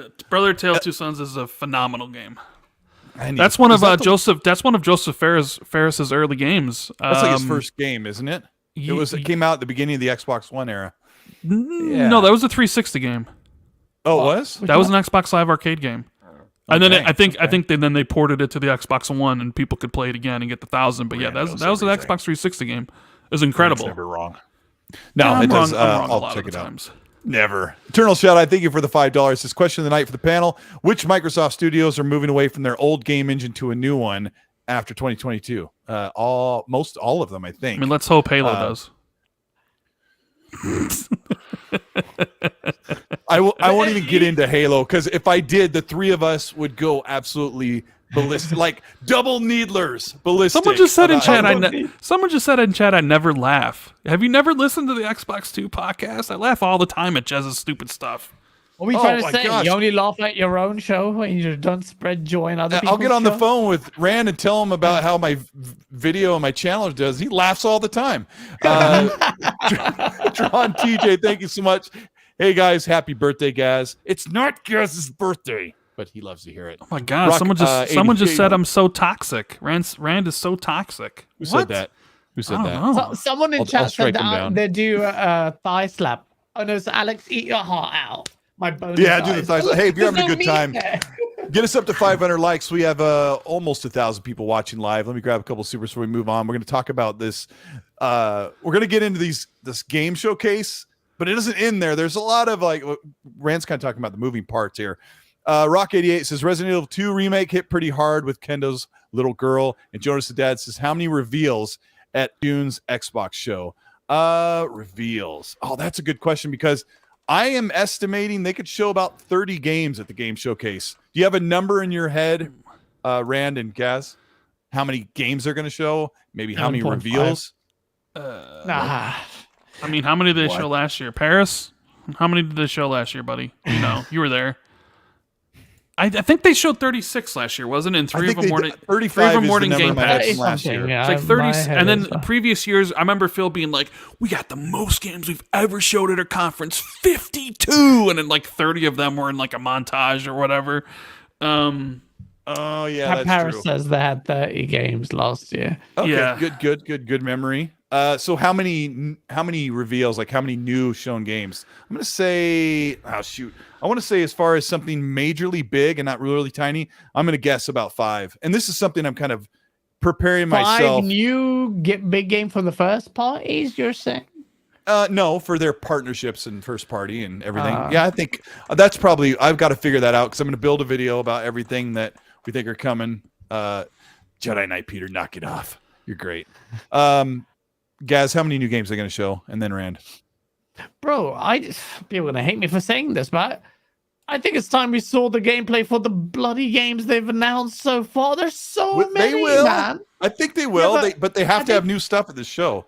But they got to tread carefully here. If they show off more new stuff, and we've yet to see gameplay for Fable, Avowed, Perfect Dark, what's going on, man? This is a bit, silly. It's a bit silly. Tell them about Fable and Perfect Dark. Tell them. We're not going to see those. I doubt we'll see those. I think maybe Fable stands a chance, but these Perfect Dark, we're not going to see until the end of this gen. The game is so badly in development. But no, the State of Decay, like that was having development troubles. Is that not going to show up as well? Every time you say Fable, I'm like, you say Perfect Dark, I'm like, then you say State of Decay, I'm like, God. Oh, what? But so then maybe okay, fine. Say if they don't show all of those, which is bad to me anyway, gameplay for those, then they show the new stuff, right? So then you're going to have another case of 5 new, whatever these IPs are, coming God knows when. Don't we keep saying in 2023 there are going to be so many games coming out every other quarter, but you were telling me at the same time they won't have gameplay ready for those games? What is going to be released then? Look, Gaz, I'm a PS5. What are you doing, bro? Who was that in the chat that told me to do that? Oh, that's hilarious. I'm sorry. I don't know where it went. The chat's moving. No. I'm sorry. No, wait, come on. Cole, you guys say it all the time. 2023, loads of games are going to be coming out so fast. Yet you laugh at the notion of gameplay being shown for games shown. No, because when I talked to Xbox about like what their expectations are, they said gameplay the year before the game releases. So I think I don't think Perfect Dark's coming out in 23 because of what's gone on. And State of Decay has its own issues. They're going to take more time. What was the other one? Avowed? We're going to see gameplay of Avowed because I think that game's coming out in the next calendar year from now, I think right? So, what was the other one? Fable. Not Fable, yeah. Fable, we've only seen the cinematic. Rand, tell the audience what your best your best guesstimation of what is going on. I mean, I always said, will we see something in engine this year? I don't.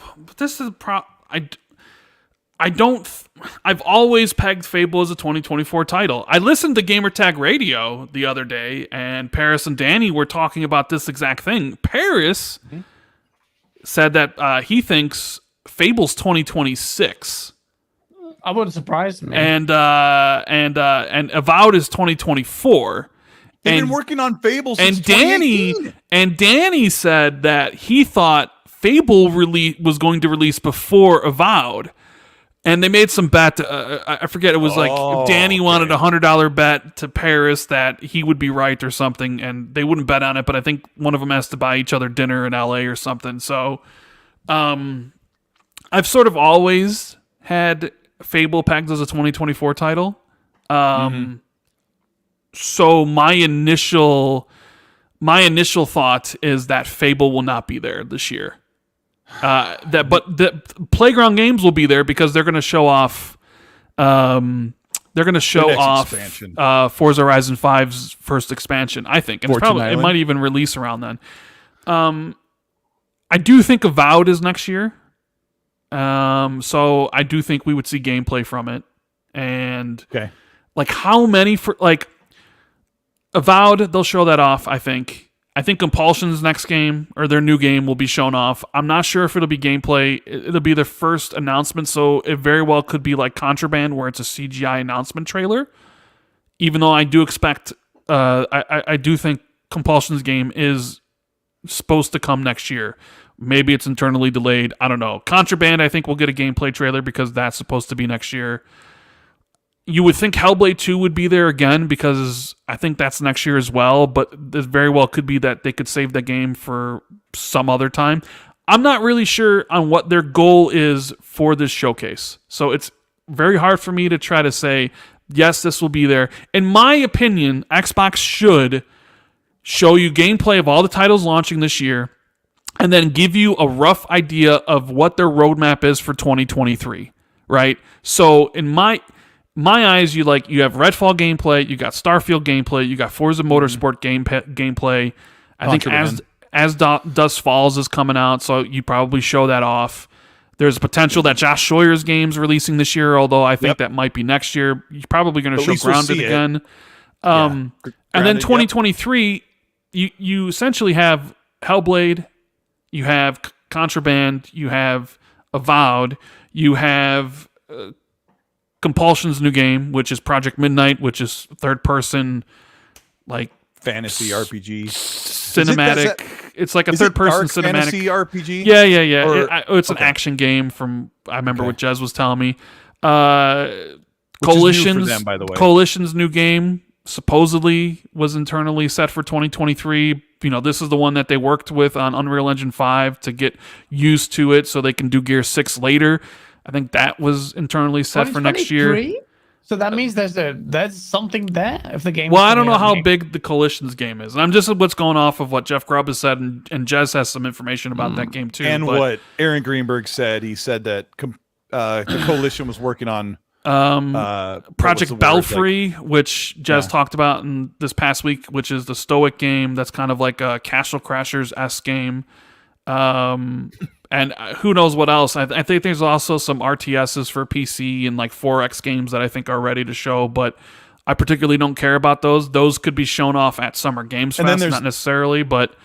Then go around the horn toward Bethesda, right? Well, then Bethesda, but like Bethesda's a little bit more difficult because...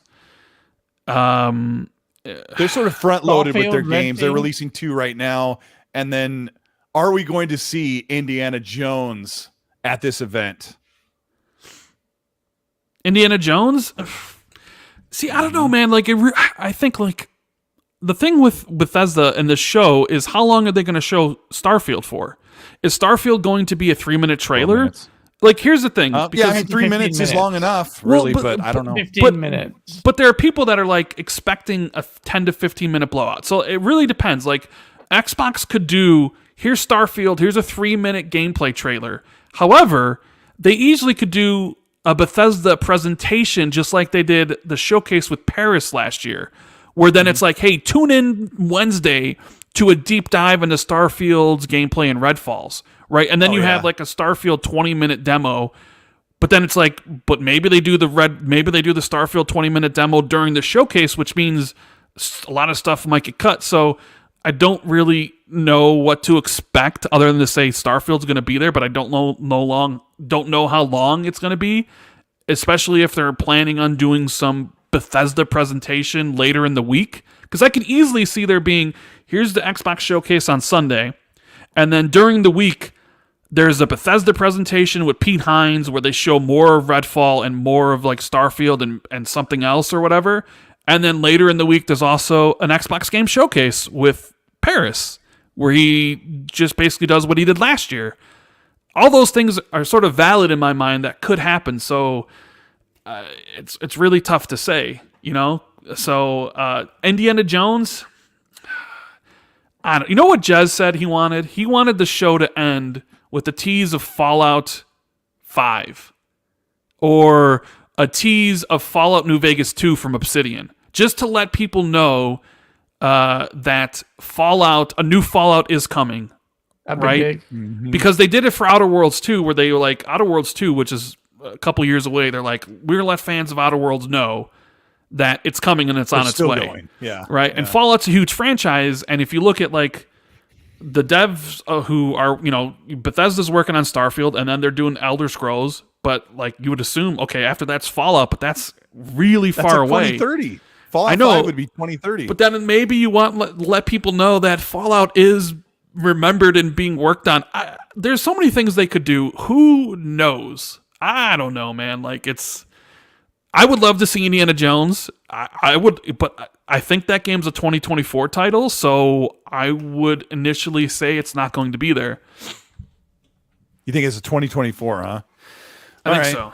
Let me put that on pause. It's the XTC podcast. We have almost 1,000 people watching live. Hit the like button. You're having a good time. This show is live on YouTube on the Colteastwood channel. Also on demand on Spotify, Google, and Apple Podcasts via Anchor. So thanks for checking out the show. If you're listening with earbuds on while you mow the lawn, do your dishes, or shine Gaz's shoes, because he's got to look slick when he goes to the office. He's amazing.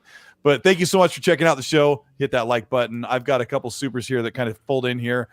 iSiler18 says, Mr. Colt with the suit, you're a slick dog. As someone who vastly prefers PlayStation, you and Rand are awesome. I'll be looking into this, Gaz gentleman. Thank you, iSiler. I think he means looking in. He will be investigating into your craziness. But yes, please check out Gaz.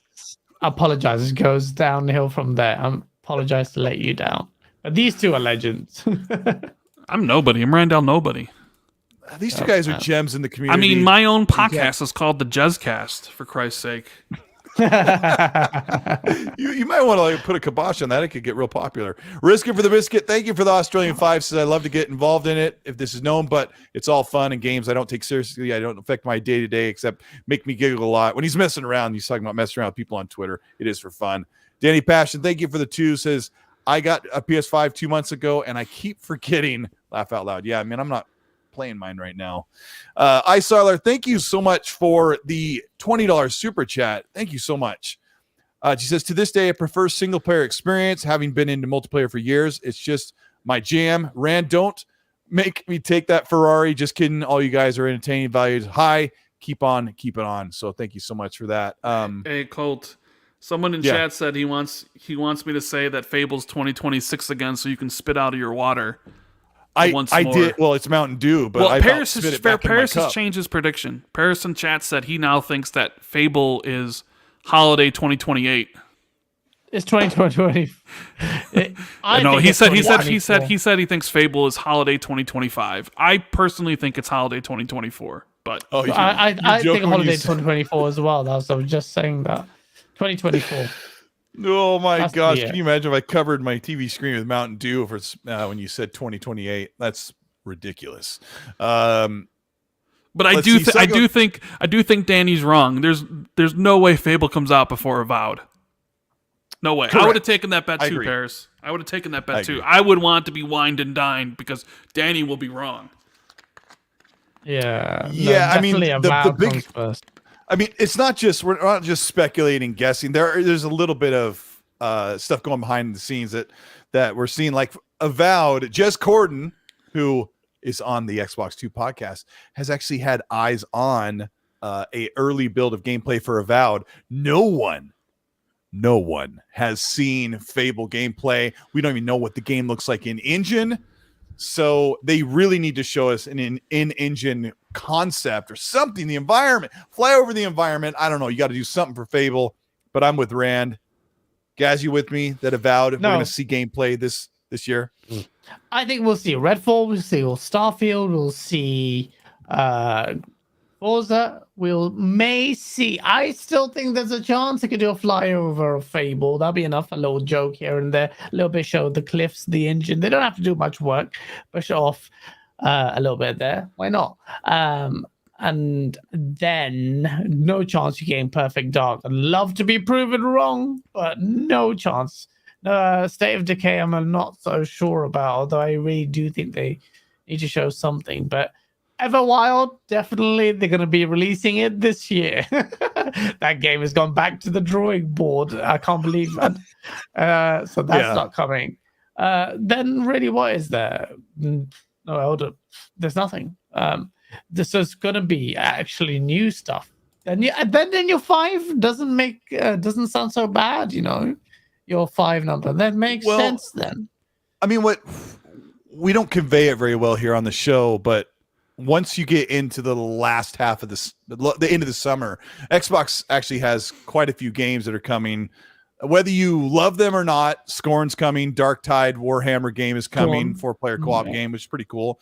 Forza Motorsport will be shown and will probably release at I would say like October. Scorn is October. Redfall will not hit summer. I think they're going to shoot it for later in the fall, really late in the fall. I think that's my prediction is they're trying to keep that promise to 2022, to come up. That'll be late, maybe September, October, maybe even later. Starfield, obviously. What am I missing, Rand, that is coming this year? That is pretty much cemented. Games. There's like 6 games or something. What, this year for Xbox? What's releasing? Exclusive. As Dust Falls is, I think, coming. Probably around I wouldn't be, because it's supposed to debut at the Tribeca Film Festival. So what is that? Is that like a Life is Strange type interactive? It's kind of, but I mean, it's exclusive. So, it's an Xbox Global Publishing game. So that'd be 1. Starfield's 2, Redfall's 3, Forza Motorsports 4, Grounded 1.0. I guess maybe you count that as 1. There's a potential that Josh Sawyer's game comes out this year, although probably not. Deathloop is coming to Xbox, I think, in September. I don't know if you count that. Probably. There's at least 6 or 7 games. Yeah. Yeah, those are. Indiana Jones is quite a good one because the third-person game, like they need. Is it third person or is it first person? It's not going to be first. It's Machine Games, bro. They do Wolfenstein, bro. Doesn't matter. Let me say this. Let me say this. I think I said this on my show like 3 weeks ago, but listen up, chat. Audience, just hear me out. Putting a game in third person doesn't automatically make it an amazing banger. I've played so many middle ground or lower tier third person games. Just because the camera's behind the character doesn't make it so much more amazing. It's all about how that character reacts and moves in the world and reacts with the world and the animation and the visual quality and the feel and the genre. Really great third person games Indiana can do Jones that. First person makes no sense. I don't think it's going to be first person. No, I don't think it's good. But that's what I'm saying. Like, it suits the genre. Indiana Jones will be third person. I think it suits it. People have this like third person versus first person preference. I'm a massive FPS guy, but for storytelling, it's better mostly to do a third person. Although, with first person, there's more, pros and cons, more chance of heavy hitting because you're witnessing it. No Russian works that way because it's first person. You get to see that. It kind of makes you think. Is there a world, Gaz, where a first person whip animation is not going to look comical? Yeah, it looks sexy. If you're into that. I mean, can you imagine? Oh, you've been talking about Indiana Jones. Indiana Jones. Like, my kinky brain was going somewhere else. No. I think that'd be so. It would be, frankly, and if it was an Xbox exclusive, even not, it'd just be so stupid. It would be so. They heard chatbots heard kinky and boom, they came up straight away. It's classic. No, it's got to be first person. Indiana Jones. Okay. Xbox needs an answer to Uncharted. It's a perfect counter. Indiana Jones is the perfect counter if the quality is good. And all the Indiana Jones games have been third person. Just makes sense. The Indiana Jones movies next year. Maybe that means the game is next year to go alongside the movie. Sony's never done that. Like the Spider-Man games didn't release anywhere near the home series. There is the chance the Last of Us remake might launch close to the Last of Us TV show.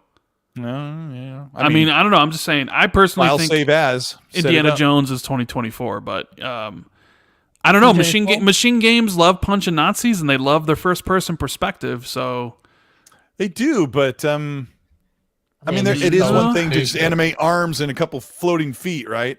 As compared to the whole thing, but we'll go back to that here in a second. Let's see. Psychonauts says happy birthday to Colton Gaz. What's up, Rand? It's not even Rand's birthday. Garuda and Truda. Great name. The Australian 5. Thanks. Big shout out to the UK people that are still up, and big shout out to the Australian people who are enjoying their midday and checking out the show. We really appreciate it. Hit the like button if you're having a good time. Garuda says the Sorcerer is a permanent edition XNC. I'm more excited for this than the Bethesda Xbox showcase. Yes, Gaz is lies. Okay. I'm just kidding. But yeah. But yes, Gaz has joined the show as a permanent co-host, so we'll be able to run the show together. I'm super excited, and now he's mine. We can hang out whenever we want. Oh yeah. Yodani says, Void Rat said, "Will Will Smith get up on stage and slap Todd Howard?" No, I don't think he's going to be at that event. Biff Rinaldi says, "Elden Ring is making me cry right now." Thank you so much for that $2 super chat. I uninstalled it. Let's not talk about it. Verg Rizzle says, "Happy birthday, Gas. You guys are crazy." And Scrub Nurse says, "Shout out to Colt, Gas, and Rand." Also to the great chat. Hit that like button if you want to touch the like button at least. Let's talk about Xbox said they want to make a presence at Gamescom, Rand. Can you help us temper? I thought they did. I thought. You sure? Let me see. They want to make a splash at Gamescom? Because I think Jez said he heard from. Because I think Jez said on the last podcast he heard that they were going to have a Gamescom presence. Because I don't think Xbox is talking about that yet. Yeah, not until after the showcase. This is yet another thing that happened on Xbox 2. Come on, can you rein this guy in? The Jez cast, you mean? Did you listen to Xbox 2? Jez was quite inebriated at the end.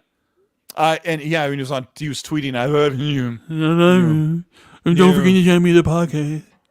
Jez Rend is so drunk. Jez is so obvious. It's so funny. Just turns into a little gremlin. Phil Spencer, give us killer instinct. Yes, can you help us with? I don't know if you follow Gamescom. A couple times I've reported on them in videos and go, it's a little, it's not super big stuff, but what do you think's going to happen at Gamescom? Is Xbox going to be there, you think? I think so. I think they should be there. They should capitalize on any time, Sony doesn't have to. So they're apparently making inroads into Germany. As far as sales are concerned, they got... Last time I went to Gamescom was actually the launch of the PS4 and Xbox One.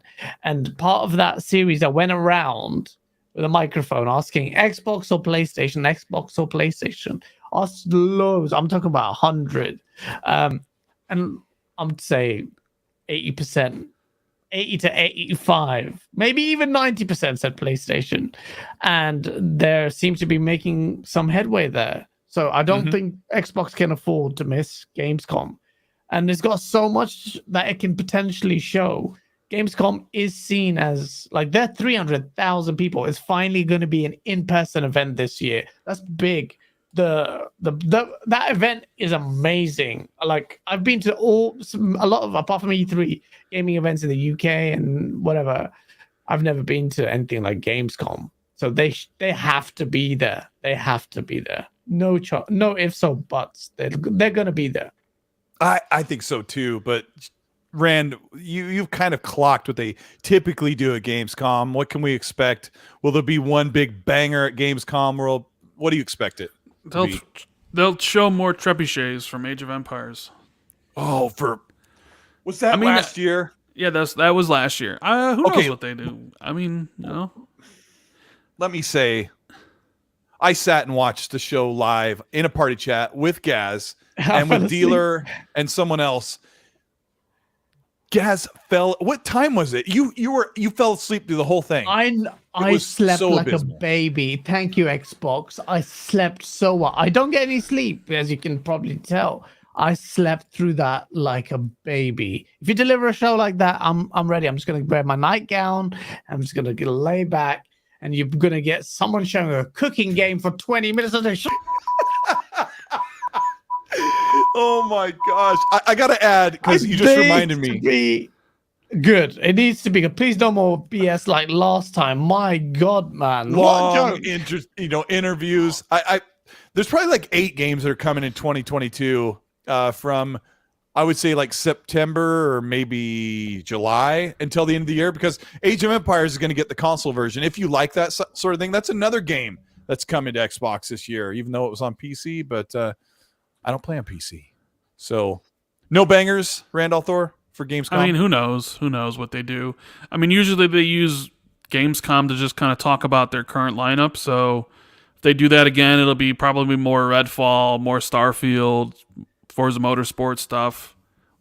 Maybe they have a lot and they can cut some stuff from the main show and then have new announcements for Gamescom. Who knows? I have a question for Special Nick in the chat.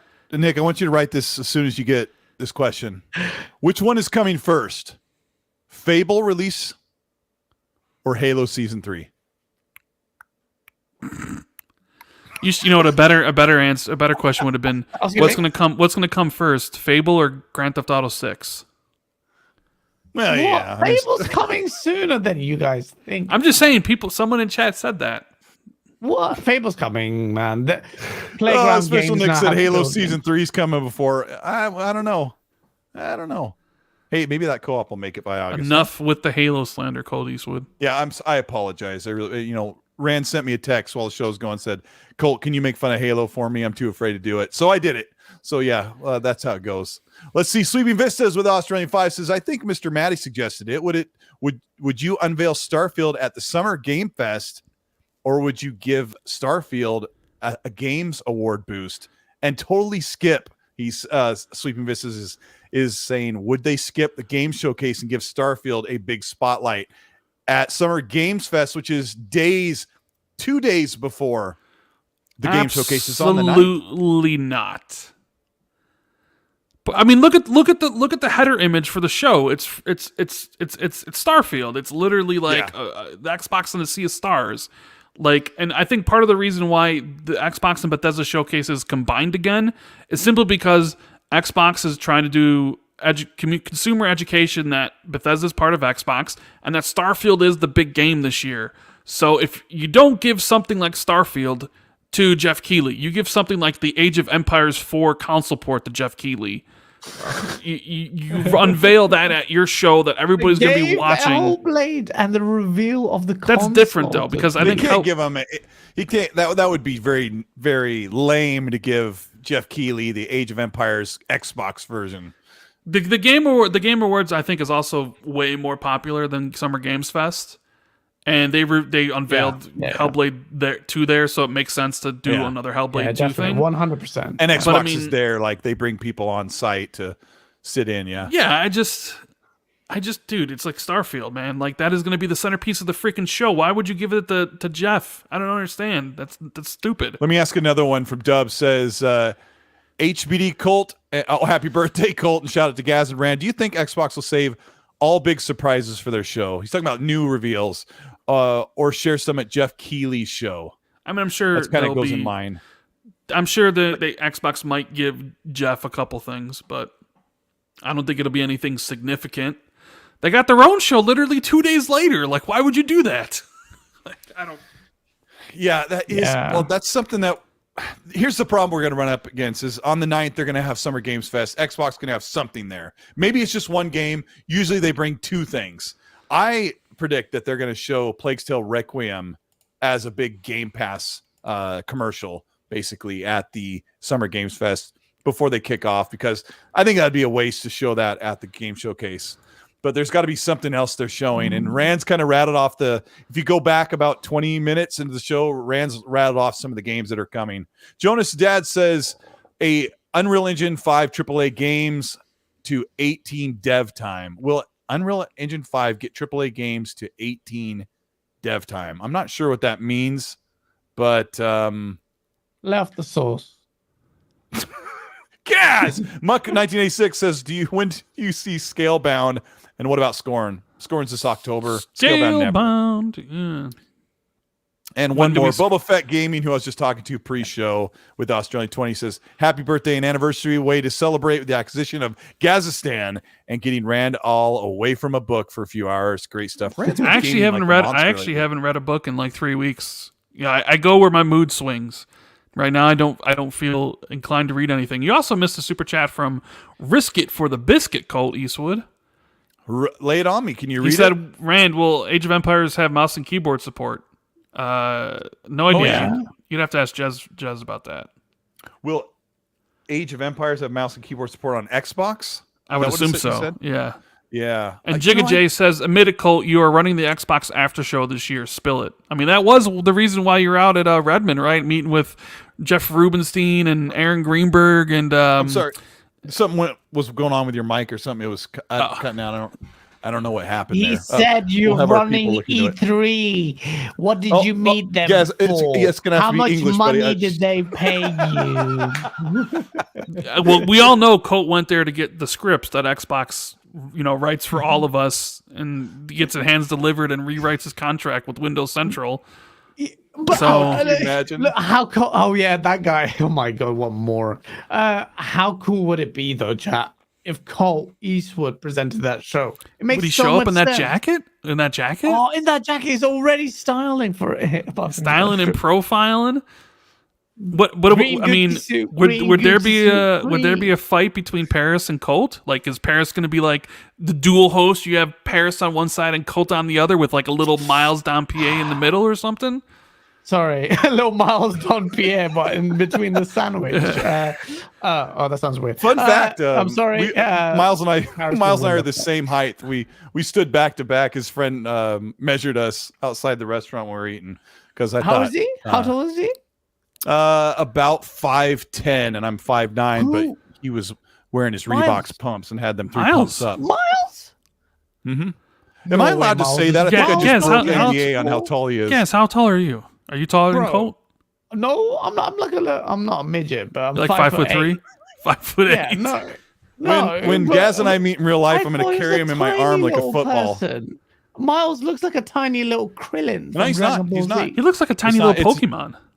But he's a tall. Oh wow, that's surprising. That's Mhm. crazy. Yeah, There's but an account called Not MBG. it's got the ponies going. No, it would be cool though. Jeez, I'm like 6'2". I'm taller than all you guys. Special Nick says he's 5'10". I would expect him to be much taller. Nick, you're gonna have to work on that. When we meet, I want you to put on some heels or something. That'd be amazing. DCRU I can Seeds, thank host you that so show. much for the $30 super. Says happy 1 year anniversary. Really enjoying the podcast. You know, it really is the guests, and bringing on Gaz is amazing. But we got Randolph Thor here. We got Randolph Thor, the man Randolph with a Thor. Am I million. the person that's been on your show the most? Yeah, not. I think so. Nah. Gotta be. It No, has it's to Gaz. be. Is it Nah. It's Gaz? Gaz or Miles. Me. I've been I on the actually show have a like spreadsheet. 4 or 5 times, haven't I? Well, I could look it up because I have. No, You I should. mean, I want to you know. did that I want to last know in the 1 year anniversary who is. Give us a breakdown of who's been on the show multiple times. Give us the list. What are you laughing at, Gaz? Because I can't No, see you right there's an now. account called MBG with a horse head. It goes, I'm the real MBG. How many MBG accounts are in the chat? Gaz, you've been on my show 1, 2, 3, 4, 5, 6, 7 times. What? Randolph Thor. Randolph. Seven What color is Randolph Thor here? Yeah, 7 times. Rand, you. Yes. I mean, you've basically been a freaking co-host the entire time, unofficial. Rand 1, 2, 3, 4. 4 times. Four 5 times. now. 5 times now. Yeah. Mm. But you know what? Every time that Rand's on here, it's super special because he's amazing. But yeah, What about me? Colt has a chart. Yeah, actually, I do have a chart. I have an amazing podcast producer. I couldn't do this stuff alone, and so I've got an actual chart so I can keep track of who's on and when I need to ask Miles if he can be on my show again. He's been on a few times as well. But yes, Special Nick's been on twice, and I want to have him on again. In fact, I think we'll save Nick for a real special occasion. But yeah, it's been really great. It's amazing. It's been 1 year. On the 10th of last year is the actual year anniversary. Those two were close enough. And the last part of the games thing I got to say, let me grab a couple supers, is that we're going to get in this situation where we see a couple things at Summer Games Fest on a Friday, if you're in North America. And then on Sunday will be the game showcase. So you're going to be like, oh, they showed this. And then on the game showcase, if something's missing, it's going to be this game of, oh, we didn't see Fable or we didn't see this. Are they saving that for Game Awards? It's going to be absolutely nail biting. Risky for the biscuit. Oh, you got that one right there. Hey, Jonas' dad, thank you for Colteastwood. 5-hole. Yes, sir. Aaron Greenberg just tweeted out, fun dinner tonight as we got our Xbox and Bethesda marketing teams together out here on the East Coast. Excited to spend the week here, and big thanks to who's this? Pete Hines for hosting. So the Xbox marketing team's over in Bethesda right now, over in where someone said Maryland, I believe, or Connecticut. Are they filming? Are they going to be filming? They're there at Bethesda's thing. Are they who's in the filming picture? something? There's Aaron. There's Pete Hines. There's Paris, and there's Miles. Paris confirmed for the show. There's a guy who's they're in the back. There's me. Where's me. God Howard Yeah, though? pretty cool Where's God picture. Howard? I don't see God There's Howard. Todd Howard and Rand's That guy in on the there. left does and Gaz. roids. I'm telling you, Oh he my does gosh, Gaz is sitting on one of the side tables with the kids. He's at the kid table in this picture. This is great. No, so we know that Xbox marketing team's over at Bethesda this week.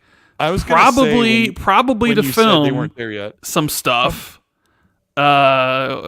What does Thanks that for mean? the revelation, Rad. Something What do you mean? didn't I said that earlier tonight, Gaz. What are you talking about? Yeah, something I didn't obviously want to they're there say to is film this- some stuff. Thanks. Now I can die. This backdrop right here, I didn't want to say this on the show, but this backdrop here is actually not my room. It's just a big photo print I did. So see, none of that's real. I'm actually in Bethesda, Maryland right now, and we just shot the whole thing. It was amazing.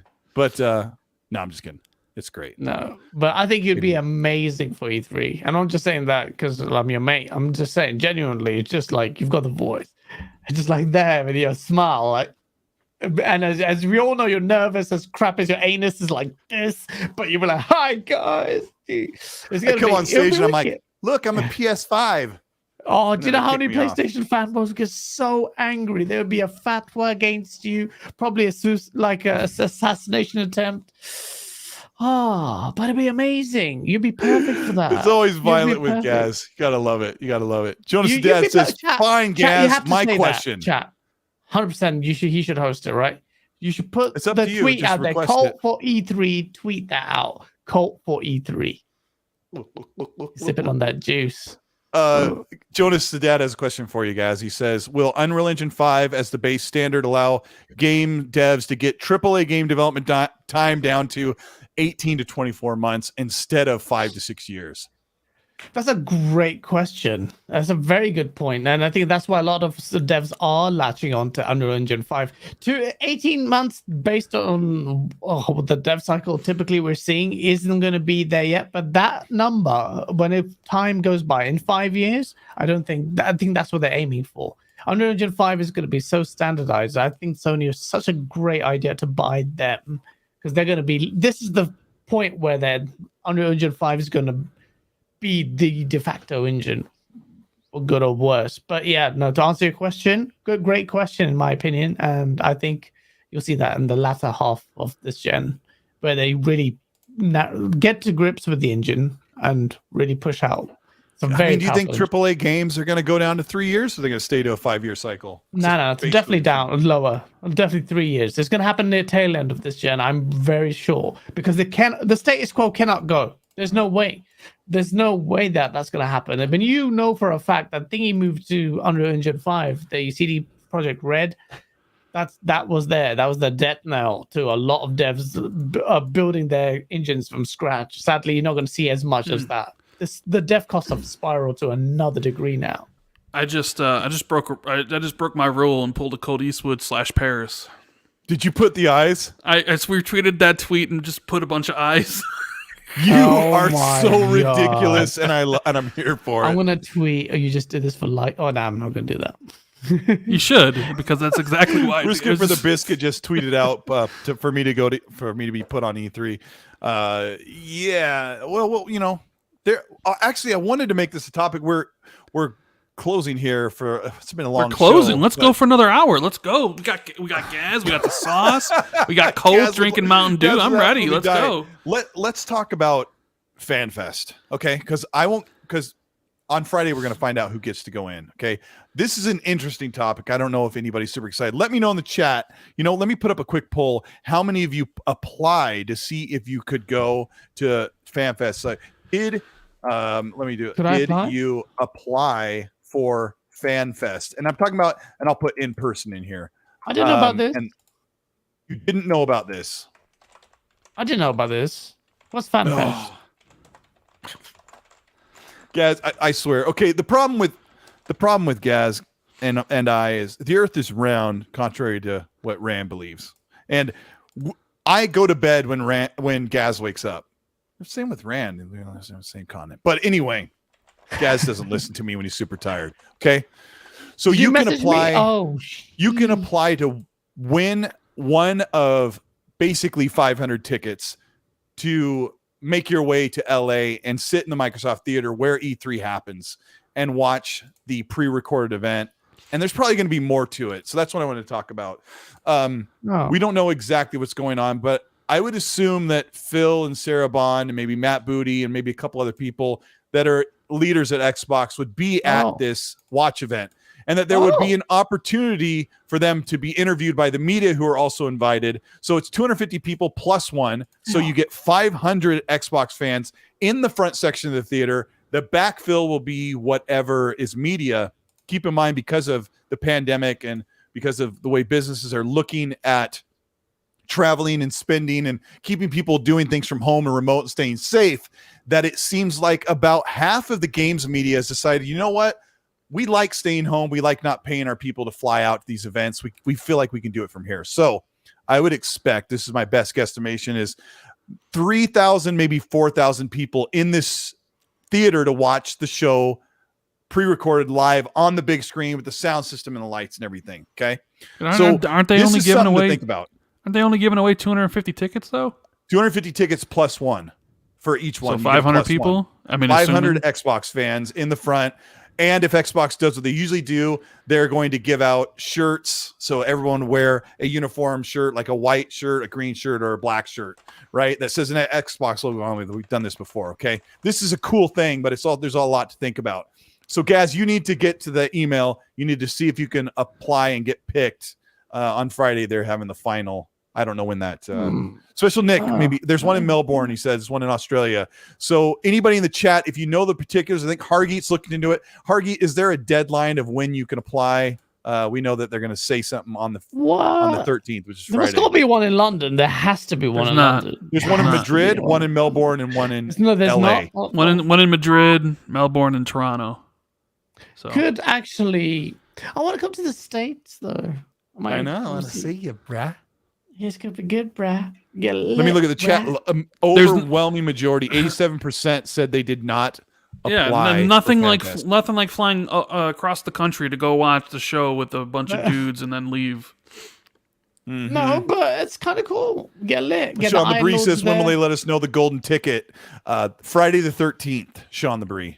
And Sean the Bree, this would be interesting if it was actually like a conference, like it was in 2019 when Colt went, or 2016 when I went 3 years before Colt, and was actually breaking million gamer score on stage with Phil Spencer and Mike Ybarra. But I don't know. I just personally don't see, and I could write it off for business. I could literally write off the plane ticket and like everything for business, but.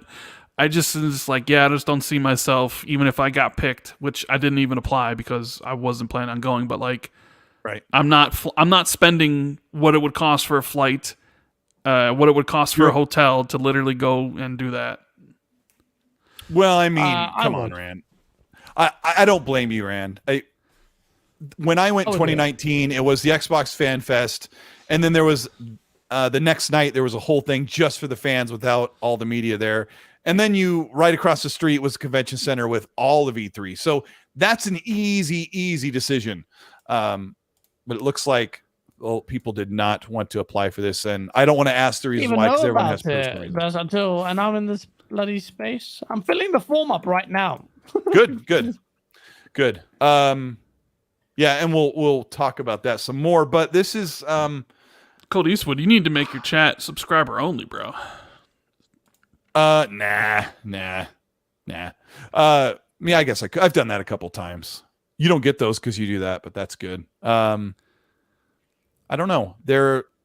I don't know what to expect exactly, but when I was at Redmond last weekend or whatever the weekend before, I talked to a couple of people about this event in more detail. So there's a lot to think about going or not. And I would understand if people don't feel comfortable at this juncture. Like I talked to Dealer Gaming about it. He's like, why would I go? It's not even like time yet to where he goes, if I'm going to go to LA, I want to do it like the whole thing, right? I want to go when everyone's there, when there's, 30,000 people there. There's the big convention center. This could possibly be like a 3-hour thing. You go in, they talk to everybody, then they light up and show the show for an hour and a half, and then they come out and talk for a minute.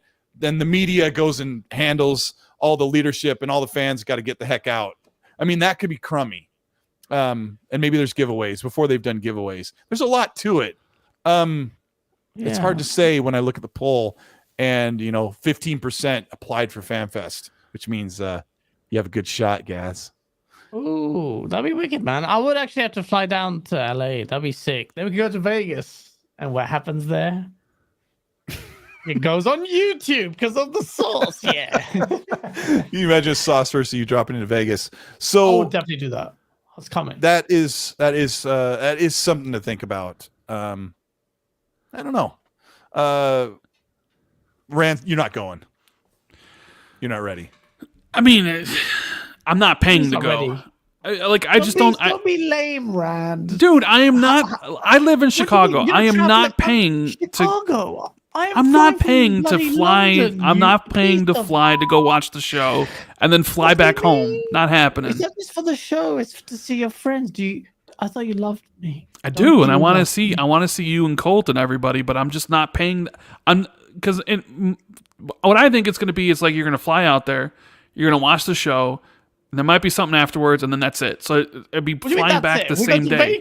We go to Vegas. It's like a drive to. There's like what from LA to. Colt, are you going to Vegas if we do this, Colt? You can't go to Vegas. It's like a 6-hour drive or something to Vegas. What the hell is wrong with you? Of course we can go to Vegas. We've got to get lit. Bro, I would rather go when they actually have an event, like a live event where everybody's there in the auditorium and we can chill and do multiple stuff instead of, Let me see. Paris says he wants to go to FanFest in LA because he's gonna be filming something somewhere else in the world. There. So he's probably probably like.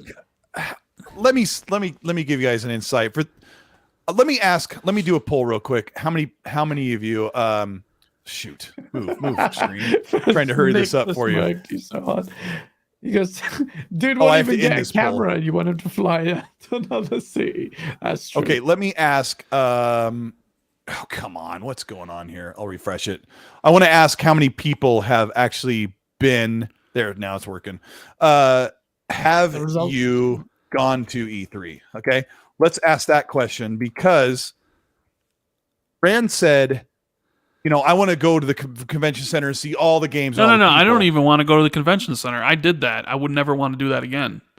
That's what I was going to say. Like, it was cool, but it was definitely not my favorite thing. Yeah. Being there. The Microsoft Theater thing and being outside in line to get in the second day with all these Xbox fans, like the Iron Lords were in line. I was actually right next to a group of 6 developers for Borderlands 3. And they were just like people that worked on the game and they were really young and we talked to them and I'm like, I love Borderlands. And they're like, that one rock that you're going to see in Borderlands 3? I made that, like that type of thing. But the whole Xbox experience is what makes it so amazing. But the convention center is like, you'll never play a game. The line for Doom Eternal is like 3 hours. Not happened. They don't even let you into Cyberpunk. Nintendo, you can't get in unless you've got some special access. So you're not even touching anything for Nintendo. PlayStation, they ain't even freaking there. PlayStation's not even there. They had they had no presence. So I don't need the convention center. I just want all the people there. I want to see as many people. Sean the Bree, tell them how it is. Yeah, man, it's gonna be epic. Sean, hi, Sean. Sorry, over to you. Cricket sound. What? It's just, you introduced like Sean's right next to me. I confused the hell out of me. Like, did you? Just What would you let do him if in? he popped up behind your chair? And he's like, I guess. Sean's amazing. Sean and I hung out like for 3 days. My wife and I hung out with Sean the Bree for like 2 days at the event. We met. We met Ron Ferguson, and then like a week later, he's like, "I'm going to Blizzard." Listen, So, yeah, it was great. if we go to the thing, it's gonna. Have you seen the movie Project X? We're gonna have our own little place. We're gonna have a sick party, possibly get arrested. Is that the movie where they teach the monkey to go to space? No, what? No, Project X is a house party movie, you idiot. It's like it's No, not. It's a movie about a chimp that goes to space. no, what? Project X In is the about 80s. these kids. It was based on a true story where the kids threw the mad party. No, it's the monkey. That turned- It is. 1987 film. Project X is a 1987 science fiction about Matthew Broderick and a space chimp. I'm gonna go with that. But Project You know what I X want, is Gaz? a movie about kids throwing a party and it goes mad and the whole neighborhood monkey? is on fire. That's what you. Is there a monkey in it? There's no. There might be actually. There's that party was mad. There could have been right next to the pool. There might have been a monkey. Rand, in tell that. me there's a monkey. Tell I the don't. chat I have no idea how what amazing we're the even. monkey is. What we're even. You know what I talking want? about I want. anymore. Rand is I want to This go. is like to this is like the LAX. DRM discussion to Gaz right now. So it's like I've checked out. Yo, man. I want it'd be to. fun I with want to go to the. Lords. I want to go to the Oh. airport and I want to do the slow motion run into Rand's arms when we find him. Yeah, but I don't think the Iron Lord's going to be there because I talked to Cognito and he's going to be in Florida for a Destiny convention. So He's what? Cognito's not going to be there. Cognito's not going to be there because he's going to some Destiny convention at that time or something. So he won't be there. Lame. It'd be Oh my mad. gosh! Look at this poll. 12% have gone to E3. God dang! I mean, I didn't get to go until 2019, and then that was one time. So And you broke it because it never came back after that. Hey, you got a super chat here from Yodani Kozada who says, if Xbox influencers had a Marvel Civil War divide with Colt and Gaz on one side and Rand and Jez on another, where does Nick, Dealer, Jordy, and Asa side with? Nick would join me as much as because one, he's not your best friend. Nick's got the sauce. Dealer would join us. Come on, Jordy and Asa. Dealer's Asa's not the other siding with me. side. Asa's going with you. Asa would join whatever side has him talk the least. I mean, we would be the Guardians of the Galaxy for sure, because Rand's he's like Groot. It's amazing. There's another super chat as well from Flush Jackson. Go- Do I have to read go yours? ahead. Am I your now that as a co-host? Gaz, read some super chats. Right, Read it. Oh. Read it. You you just turned me to Zorka in RDX. Happy birthday, anniversary, Colt. Saucy co-host, Gaz. Oh, come on. do it. Yeah. Shout out to Jeez, Oh my the end of gosh. that was loud. Yeah, that was Look loud. at shout out to Fonzarelli, the Fonz. Where? I just saw him in the chat. Fonz is amazing. I think I saw him. Yeah. Maybe What are we I didn't talking see about him. now? We just- Wait, was shout out. Fonz not here? Godla. Could have sworn I saw Fonz's name pop up. Am I wrong? I don't know. He's My there, Fonz he's Riley? there, Oh, there he he's is. there. Yeah. He's there. He says Colt. The grounded There gamer. he is. Yeah, Fonzarelli. How are you doing, buddy? Yeah.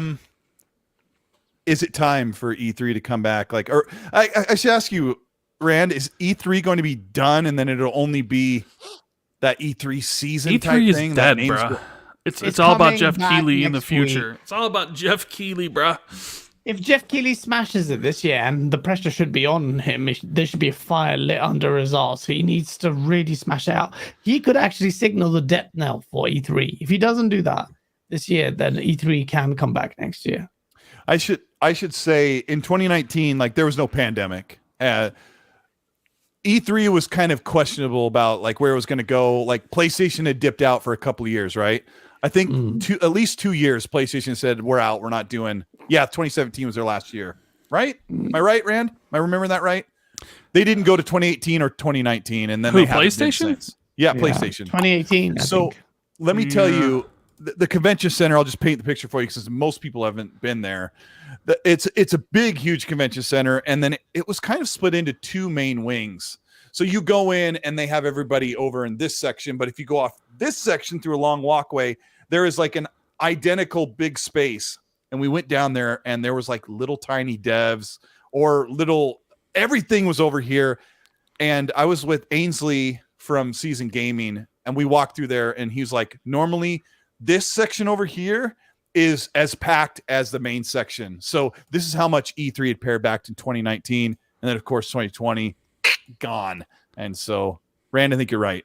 E3 is done and it will become Jeff Keighley's Summer Games Fest, a digital show. Like, is there ever going to be people going back and meeting together and having that big moment? I think Xbox wants to have stuff like that, and maybe that's what XO20, if they ever bring back the XOs, would be, like a live show or whatever. Because clearly Xbox wants to do FanFest and stuff. I mean, they're doing the thing this year with inviting people to watch it, right? So I do think there's at least a part of Xbox that really and I know Phil misses the live shows. Like, he really likes the live shows. So, you know, I don't know. Maybe nobody does live shows for the E3 week anymore, but you could do a live show for XO in, you know, a city somewhere or something if you wanted to bring that back. Yeah, I mean, I would put my money on them bringing back XO for possibly 2022. It seems like they want to do that. And I've asked that question pointed, like, do you guys want to get these events coming back? Because the fans want FanFest, and they have pointed me in that direction of, yes, they want to have these events. But the weird thing, Rand, is FanFest 2022 is like a last-minute scramble. That has never been like this, where the month before the show, they're going to announce when people are going, and there was not all this pre-planning. So it is interesting. But I think we have a lot of games events and games to show for the rest of the year. And like Rand and I were trying to paint, right, Gaz? 7 or 8 games that are exclusive to Xbox, or at least 7, I think, at the end of the year. But that doesn't even include stuff like Scorn, which is October, Warhammer Darktide, which I believe is September. Yep. I think there's probably more of those as well. Like Stalker. Darktide comes out September. This September. I think so. Cool. I think they announced it for September. Nice. Stalker 2 has been delayed indefinitely because of what's going on. So yeah, I'm sure there'll be a bunch of games for us to play this fall, but the big game is going to be Starfield. Yeah, it's going to take up a big part of it. Happy Bomb, the moderator of this, just sent a super sticker. Thank you so much, Happy Bomb. Craziness. Gaz, where will Starfield sit in the show? Opening, ending. It's right at the start, 15 minutes. Boom. It's going to be 15 minutes. It's going to be right at the start. Got to start out hard. Man, it could be anywhere. It could be at the beginning like they did last year. They could end the show with it if they wanted to. It could be in the middle like they did Halo last year. Oh, I don't know, man. I don't know. It's tough to say. Tough to say where it could be. Maybe there's some politicking going on. Like maybe God Howard wants it at like the end or something, you know? I don't know, man. I don't know. That's a good question though. Yeah, that would be a struggle, wouldn't it? Let me ask this: Do you want it to end the show, or do you want something new to end the show? Like, yes, you know what I mean? It's always going to be that one more thing. Oh, so one more thing. You think they can't end the show on a 10 to 15 minute Starfield demo? No way, man. Bro. Listen. I mean, they could. It would still be good. It makes no sense. It'd be stupid in terms of the human mind and retention. The first few minutes are key. You're going to lead out with the highlight of the show, especially if you're talking. If it's going to be a long they haven't shown gameplay for a while for a reason. If they're going to retain attention, it's like YouTube, isn't it? It's like how we make our videos, that's how human mind works and the attention span. If there's going to be a long gameplay showing, it's going to be right at the start. And that's what I think. I agree. Or maybe like At the most, it'll be a couple of little sizzles, and then boom, Starfield. So what ends the show then, Gaz? What do you think? Sean ends the the Bree show? has a good point. What I'll if tell they you. end the show with that long gameplay, like 12-minute segment, and then they say one more thing or They whatever? don't need to do that. The one more thing will happen if they should happen. The one more thing is now seen as a recipe for success. What if it's one more thing and it's Halo, the card game? I might actually have a good story. But no, no, definitely at the start. I'll be shocked it's not at the start. It makes no sense. It makes no sense to have Starfield at the end.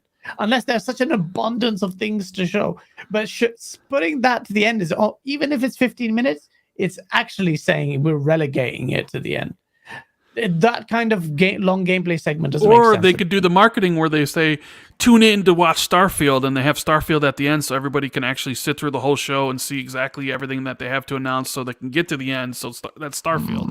I don't think Starfield has that much of a pull that it is going to compel people to stay there for the entirety of the show when it's a new IP. Even though it's big, it's going to be amazing. What if they did a 10-minute Starfield demo and then Todd's like, and here's one more thing, and they show Indiana Jones gameplay, and then it ended on Indiana Jones.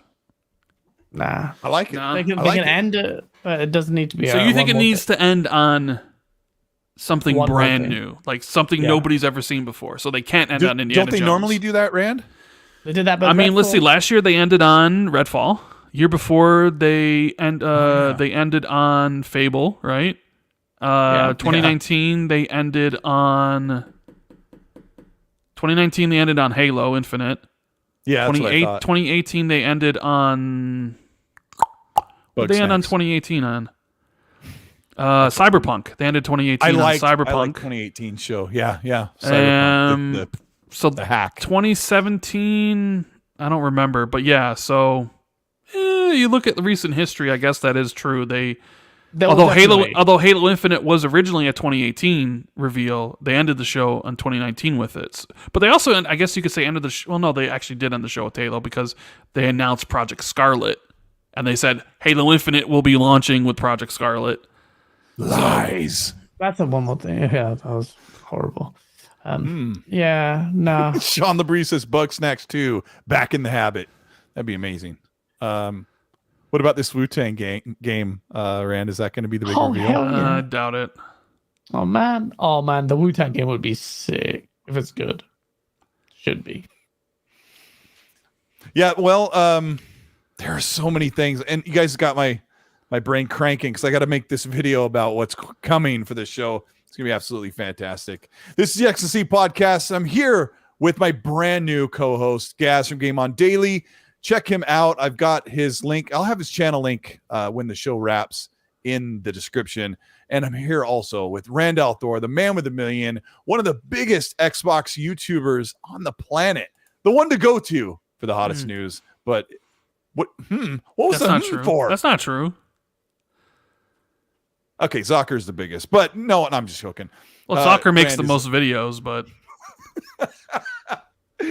But yes, thank you so much. This show is live on YouTube, but you can also check it out on Spotify, Google, and Apple Podcasts. Hit the like button on the way out. We got 650 likes. We had well over 1,000 people who are checking out the show. This is the 1-year anniversary. We're starting season 2 next month, and we are getting so close to getting more information about the new games being showcased and what's coming. I have a feeling it is going to be a history maker, believe it or not. After all we've been through, after all the waiting, Randall Thor, how long have we been waiting for games? 1 year. forever. New IPs, brand new Oh. big games, AAA, third-person action adventure with stealth elements. So you really think got- this one's going to be a big one? You think this is going to be a big one? Yeah, and I've had conversations with people like this could be a letdown because we already know what's coming. It's like, I don't think so. You know what that means? He just told you it's going to be a big show. And I'm going to tweet out eye emojis every day until my account gets banned. Now, I think it'll be good. It'll be good. I think what we tried to cover here was they've already talked about a lot. They're going to end up showing a lot, and then they have to have some new reveals. Because like you said, Rand, they got to keep people coming back to Game Pass into the platform. Read into that what you will. He went to meet them. What does such a face. Yeah, no. But yeah, check out the show. Thank you so much for your support. We'll get timestamps up on the show as it wraps and processes on here. Please, audience, give a big thanks to Gaz for being here and for a special guest, Randall Thorver, taking time to be here and hang out with us and give us his insight, his expertise. Let me start with you, Gaz. Tell people where they can find you and what is coming next in the Sauceverse. Yeah, shout out to the people who don't know. Check out Game. Hey, man. You need to make a big enough noise about me. I'm a co-host. You got co-host. We're gonna be sick. You're gonna get cancelled in 1 month. No, sorry. Check out Game on Daily. One word. It's my YouTube channel. I like console warring. I don't care if you hate it. Paris Lily. I'm gonna do it all day. So do check out Game on Daily and our website gameondaily.com. Best site out there. Almost as good as Pornhub. Thank you. Yeah, you're welcome. And Jim Ryan in the chat says, Cole Eastwood, listen, if I go to LA, will Rand come to LA if Jim Ryan's there? Rand, you and Jim Ryan are pretty good friends. Are you going to go if he's there? I'm only going to go if Gaz is there. Don't try and sweet talk me, you piece. I said, why would I go there? I'm literally begging you, bro. You'll come to get to see us. We're going to get chill. We'll go to Vegas. Can we go to Vegas though? Would Cope be allowed to go to Vegas? I've already been to Vegas. I went a long time ago. I'll go again. Shut up, Colt. You have not been to Vegas the way you're supposed to go. Colt's gonna be like, Colt's gonna be like, I can't go to Vegas because I gotta host a podcast tomorrow and I gotta make a video about all this. Oh, so he can't go to Vegas. Dare you? The places we'd see, the parties we'd go to. Oh man, Vegas would be mad, Rand. Why? What do you make enough money on YouTube, man? You can afford to go there. Let's go next year, bro. Let's go next year. All right, next year. It's only a 4-minute. It's only a 4-hour drive to Vegas from LA. I mean, we're kind of planning this on the we're like a month away. We gotta get like Dealer and Colt and you. Dealer will never come out. Come on. I begged him so much. The guy's like you. Dealer said like, I don't want to meet you guys. Dealer said he'll come to LA when everything is like big and bombastic, like not this. Oh yeah, short. Get Fonz, you know. We get Miles, we get Jez. Just all go to the Xbox thing and then all go to Vegas, bro. I mean, IoT, man. I Lord King Sean LeBrie can be the the designated driver, you know. Oh man, I'm not. All I know is I know King David can party, man. Oh, I need someone on my level. We get the Iron Lords out there too, dude. We'll just roll into Vegas like we own the town, you know? Hell yeah, a bunch of nerds, a bunch of Xbots. Everyone with the high cholesterol levels. Just a bunch of Xbox fans. AAA games. Yeah, that would be super nerdy. Oh my God, Cole, do not do that. I swear to God. We're like, hey, do you know about Xbox? And I'm like trying to talk to a chick. I'll roll into the Bellagio doing the Spider-Man web flinging. Check me out, bros. From Avengers. Xbox we're staying road at the trip. Encore. At the Encore. Sick place. Guys, what's your next sauce? I know you're working on something. Can you give us like a little insight of what the next sauce piece is before we go to Rand? In fact, there are Easter eggs in my source video. That's all I'm saying. That's all I'm saying. And I'm not even like tickling your nether regions. There are actual like Easter eggs there. Clever person can piece them together. But I don't want to say it. I'm not going to say too much. All I know, I'm really excited to film it. Really excited. I'm going to link your video in the in the tangs. Copy. Parental I want everyone after the show to go watch content. Go watch his sauce video. It's in the chat. It's a YouTube link. You know, do with it how you will. But yes, Randall Thor, get some views, more than 4,000 views. God. Yes, Randall Thor, you went almost 3 months without content. You've been doing just a podcast while news has been quiet. Waiting up to E3. What is next on the horizon for the Randall Thor channel? What do you at? Like 85? Well, I mean, I performed the Death and Resurrection, so that got to count for something.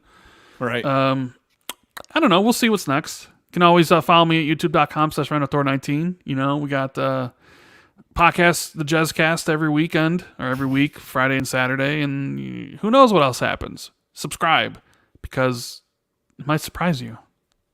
Ooh. Are you going to do some eye emoji videos soon? Yeah, I mean, it's funny. Yeah. Well, and right. I'll make some video of us when we go out to Vegas. Well, have some footage to blackmail Gaz with. We'll see what really happens. But shout out to the moderators, Udana Kizada, Happy Bomb, and Xbox Obi in the chat for keeping things good, and shout out to the chat for making it so entertaining. I'm watching you guys and all the stuff you're saying and trying to integrate in that show. Thank you so much for helping us celebrate 1 year. We will be back next week with who knows what and who knows how the news breaks. But thank you so much. We're going to get out of here. It's super late for Gaz. Gaz, let the people know what time it is, and we're going to hit the outro. It's 3:38 a.m. Thank you for joining us, and we shall see you next week. All right, guys, we're out of here. Rand, say goodbye. I go hard in the paint.